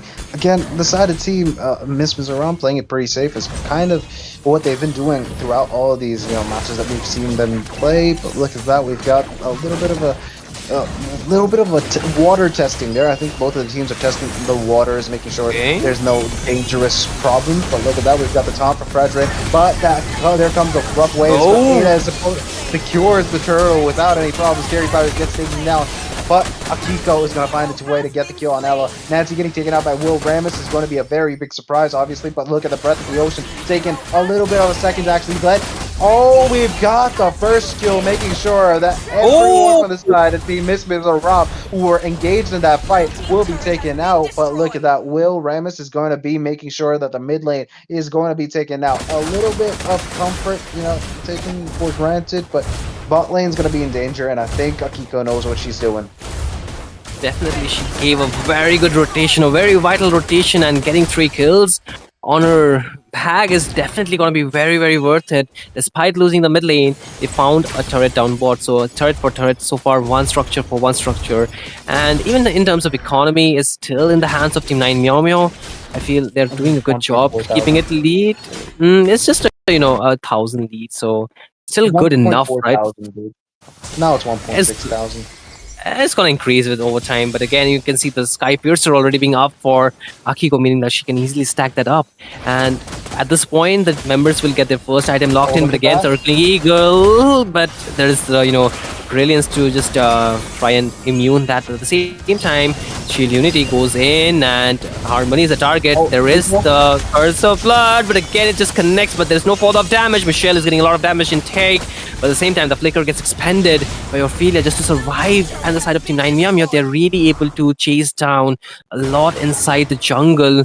While all that was going on, Ella on the bot lane pushing that first here and making sure that the side of Team Miss Mizoram is not really behind again on top. Well, Ramos getting engaged on, and okay, Nancy goes in, finds a stun, and Akiko guns it down. One more kill in her bag, and they also get a first here with this, a turret for turret, but at the same time, the turtle is up. And I feel both the teams need to make the rotation. As you can see, Michelle is the first one to start it off, but Ada is also in the vicinity. Who finds the retribution here? Will it be Ada this time again? No, it's going to be Michelle, and she's going to be... Okay, she's going to take a lot of damage. Appraiser's Wrath not going to actually do enough damage to actually take him down. Akiko is going to find a way to get the kill on Michelle, and Ella is going to get taken out by Nancy, and obviously they're following through. We've got the Breath of the Ocean taking down Harmony, but it's going to be Akiko who's got a bullet with a name on it, and it's going to be a Harmony, obviously. Mid lane getting pressured, and I think right now Miss Mizoram are really losing up on any advantage that they actually even had relatively in the early game. For now, at least, Team 9MM don't want to overextend. They did lose a turtle, obviously, but, they're not losing up on anything else. Definitely, it's really early on for this Granger to actually come and come online in this game, able to freely stack up. We just saw Will Ramos just pick up the Holy Crystal, meaning that her damage will be scaling a little bit, but at the same time, Orphelia just really picked up the, Sky Piercer really late in this game. I would say about, it's going to be 10 minutes soon, right? Or 9 minutes soon, actually, 9 minutes soon. So it's really late for the Sky Piercer, right? Again on a Lunox that can actually take the advantage in the early game. I still feel it's really low, but Ada finds a shield unity down bot. Ella is the target, but can he take it down? But the rest of the troop is here, but Ella does have the flicker, uses it up. The penalty zone is there, of course, but the Circling Eagle gets used up. There's a knock up. The penalty zone getting used defensively, but at the same time, Nancy goes on the turret, finds a stun. Ella gets taken down, but the gun down will be there. Akiko is there, and also Harmony falls. And with this is a 1-4-3 trade really quick, and a double kill already secured, but Orphelia still trying to survive, but they do not find the angle enough to take her down. At the same time, there is the guiding wind to bring back Akiko, but it's still far away, and Orphelia will be surviving that. At the same time, the purple buff is getting taken away by Ada, and I feel this time the advantage still remains in the side of Team 9 Meow Meow. Obviously, because in the previous team fight, we had Will Ramus just not being there and non-existent. So obviously, Team 9MM really had enough damage to deal with everyone from the side of Team Mispizzaram. Right now, we've got a 3,500 gold lead going on to their side, and it's pretty dire. I think with how the scoreboard is looking, 14-6, it's not very, very, very friendly for the side of Team Mispizzaram. They do have the advantage in terms of having the Lord area secured, but Team 9MM have proven time and time again that they have what it takes to get the aggression to the enemies, and they are really doing what they can. Look at them; they're all together and making sure they engage. But that's Wet Dream Carmilla. But look at that, what really uses the brilliance. But it's not going to be the same case for Ella. Ella's going to be taken out. But look at that, Carmilla, Curse of Blood. 3 people getting knocked out. Okay, but Nancy's going to get the kill on Ophelia. No hope for the side of Team Mispizzaram just yet. They're going to lose on the Lord. First Lord of the match goes to the side of Team 9MM. My goodness, that was such a beautiful thing to watch, man. I would say props to Nancy for getting that set and even a good engage, a good read on the map, finding two crucial member Ella onto the bot lane, and even Orphelia was the target, so both of them got taken down, and that gave the window for them to actually try and take down this Lord at the same time. So much things happening, and the execution from the side of Team 9 Meow is so good that they are getting the full advantage. 17-6 is the score after almost 11 minutes of the game, and at this point, they have got themselves a very good goal lead, 6k, nearly 6k. It's 5.4 at this point, and soon enough, I feel the lead will just get broadened and broadened with the Lord getting pushed down the bot lane. The holy defenses still stand, but it's just a few moments wait that they finally fall, and I feel the second tier will no longer be standing really for very long. And this will give a lot of map space for the side of Team 9 Meow Meow to even take away the resources and find more objectives around the map. As you can see, the second tier on the top walls, but the mid lane one still stands just a bit longer. But the minions have been shoved inside the inhibitors, like nearly in the inhibitors of the side of Team 9 Mispizzaram here. And with this kind of lead, I feel it's just at this point they need to choke the side of Team Mispizzaram. But Mispizzaram, they can find a good engage if the penalty zone as well as the Curse of Blood connects at the same time, and then Orphelia and Will Ramos can give the damage. You can see they have enough items, right, Crucifix, so they can try and do something for sure. Again, it's all a matter of one single team fight. If you lose one team fight, you're practically losing up on all the advantage that you had. With how the things are going right now, it's a 6,000 gold gap for the side of Team Mispizzaram, and they don't have enough items to actually deal enough damage. Brooks, look at the goal on Akiko. Man, what the heck? Oh man, that's over. It's over. You can't really keep up with the damage that Akiko is doing. It's absolutely crazy how much she's actually farmed up. It's 10-1-6. That's absolutely crazy. The Granger snowball right now is crazy, dude. 70 stack and 580 plus on her passive? Just, 12 and 13 minutes in the game? This is unbelievable. This is unspoken for, man. That's going to be around a 7 to 8, ultimate casts. I think that Sonata can be used 7 to 8 times. I think it's going to be very easy for him to actually, dish out enough damage. BOD. That, dude. One death Sonata. BOD. One death Sonata, and he barely lost any energy on the ultimate bar. She just pick up the BOD at this point. She's going for the greedy build, man. No defense item, completely pure damage. Man, this looks like really difficult for Miss Mizoram to actually try and counter because yes, you know, Will Ramos is getting the farm, but she's still far away. Like she has just had 3 items locked in. She still needs to go for 2 more, and there's a 2,000, almost 3,000 gold difference, man. But again, a bit of engage. Ada can sustain all that because she's really tanky at this point, and the Lord Dance is gonna be here. And I feel even though the inhibitors have not been pushed, Miss Mizoram they do have a slight disadvantage when it comes down to the itemization. But again, Will Ramos gets engaged on. They are locking onto a Zen. The Curse Blood does connect, but the Flicker gets used, and they're really trying to lock it down. The Petrify will be there, and Xenia will find the kill. And at the same time, you can see Nancy goes in, finds the massive Zen, and Akiko is there with the triple kill. And 9 Meow Meow, they turn the tide, and with just one play, now the ball in the court. They have the green signal to end this game. Michelle is the only one standing, and Miss Ram, their hope for running in the upper bracket is coming to an end. And at the same time, there will be more damage legendary for Akiko, and this game is more than over. Team 9 Meow Meow, they get the W, they get the win. Oh man, the fact that their aggression was Victory! just enough to actually take down everyone from the side team and Miss Mizoram is absolutely crazy. I was kind of rooting in for Miss Mizoram to actually win the game because obviously they had the good draft, but apparently the execution was absolutely, cosmically gapped there. And I believe that Team 9MM have, earned their slot in the top brackets, and they do, obviously will bring even more exciting games. Damn, man, absolutely. I feel that was such a beautiful display of the gameplay, and the way they played, man, was so good. And I would say Akiko easily just stacked up those Sky Piercer, and it was just her moment when Nancy went in with that amazing set. The rest of the team followed up so quickly, and it all began when Xenia was able to get the Petrify combo after Will Ramos used the Flicker.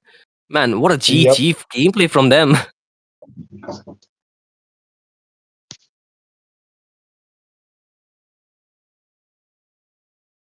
Well, you there, Crucifix? Pokefix? Yep. Wait, Why do? was I not audible? No, man. Wait, what? He just went off. Oh man. What I wanted to say was the fact that, obviously Kadita Zaina has been performing, especially since the first game. Throughout, obviously, they lost the first game, obviously, but they did come back on the second one and the third one. They bought action to the finest, and they actually ended up winning this game. And obviously, I'll be very honest with you, Nancy. Top notch player, dude. EXP is where it's at right now. EXP meta is going through, and nobody can deny it. Man, I would say, like, the way the rest of the team actually opened up the pathway for this grandeur was really, so much more because this time Ada was not the one making those plays, right? And it's so important for the rest of the team to actually stand up in this kind of tournaments because you cannot just rely on one person to carry you every time. And I think it props goes to the entire team for actually able to carry each other, and it was a completely a beautiful teamwork display that we just got to witness from the side of Team 9 Meow Meow. Although Miss Mishram they played really good, it was not really enough. They tried their best though. I will not take away the credit for them, but I feel in this match the side of Team 9 Meow Meow they were just better for sure.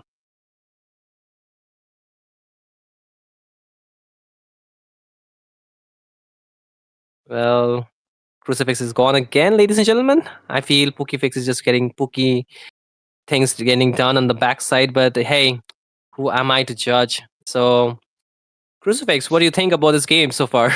Do you want to say anything more, Oh man, or do we just wrap it up? that was a crazy best of three, and I believe that the side of Team 9MM brought what they needed to actually get the win on this one. That's about it. I think. Well, I've got to go for dinner. So we all want you guys to actually have dinner too. Don't skip on dinner. It's a very important meal, and get some good rest.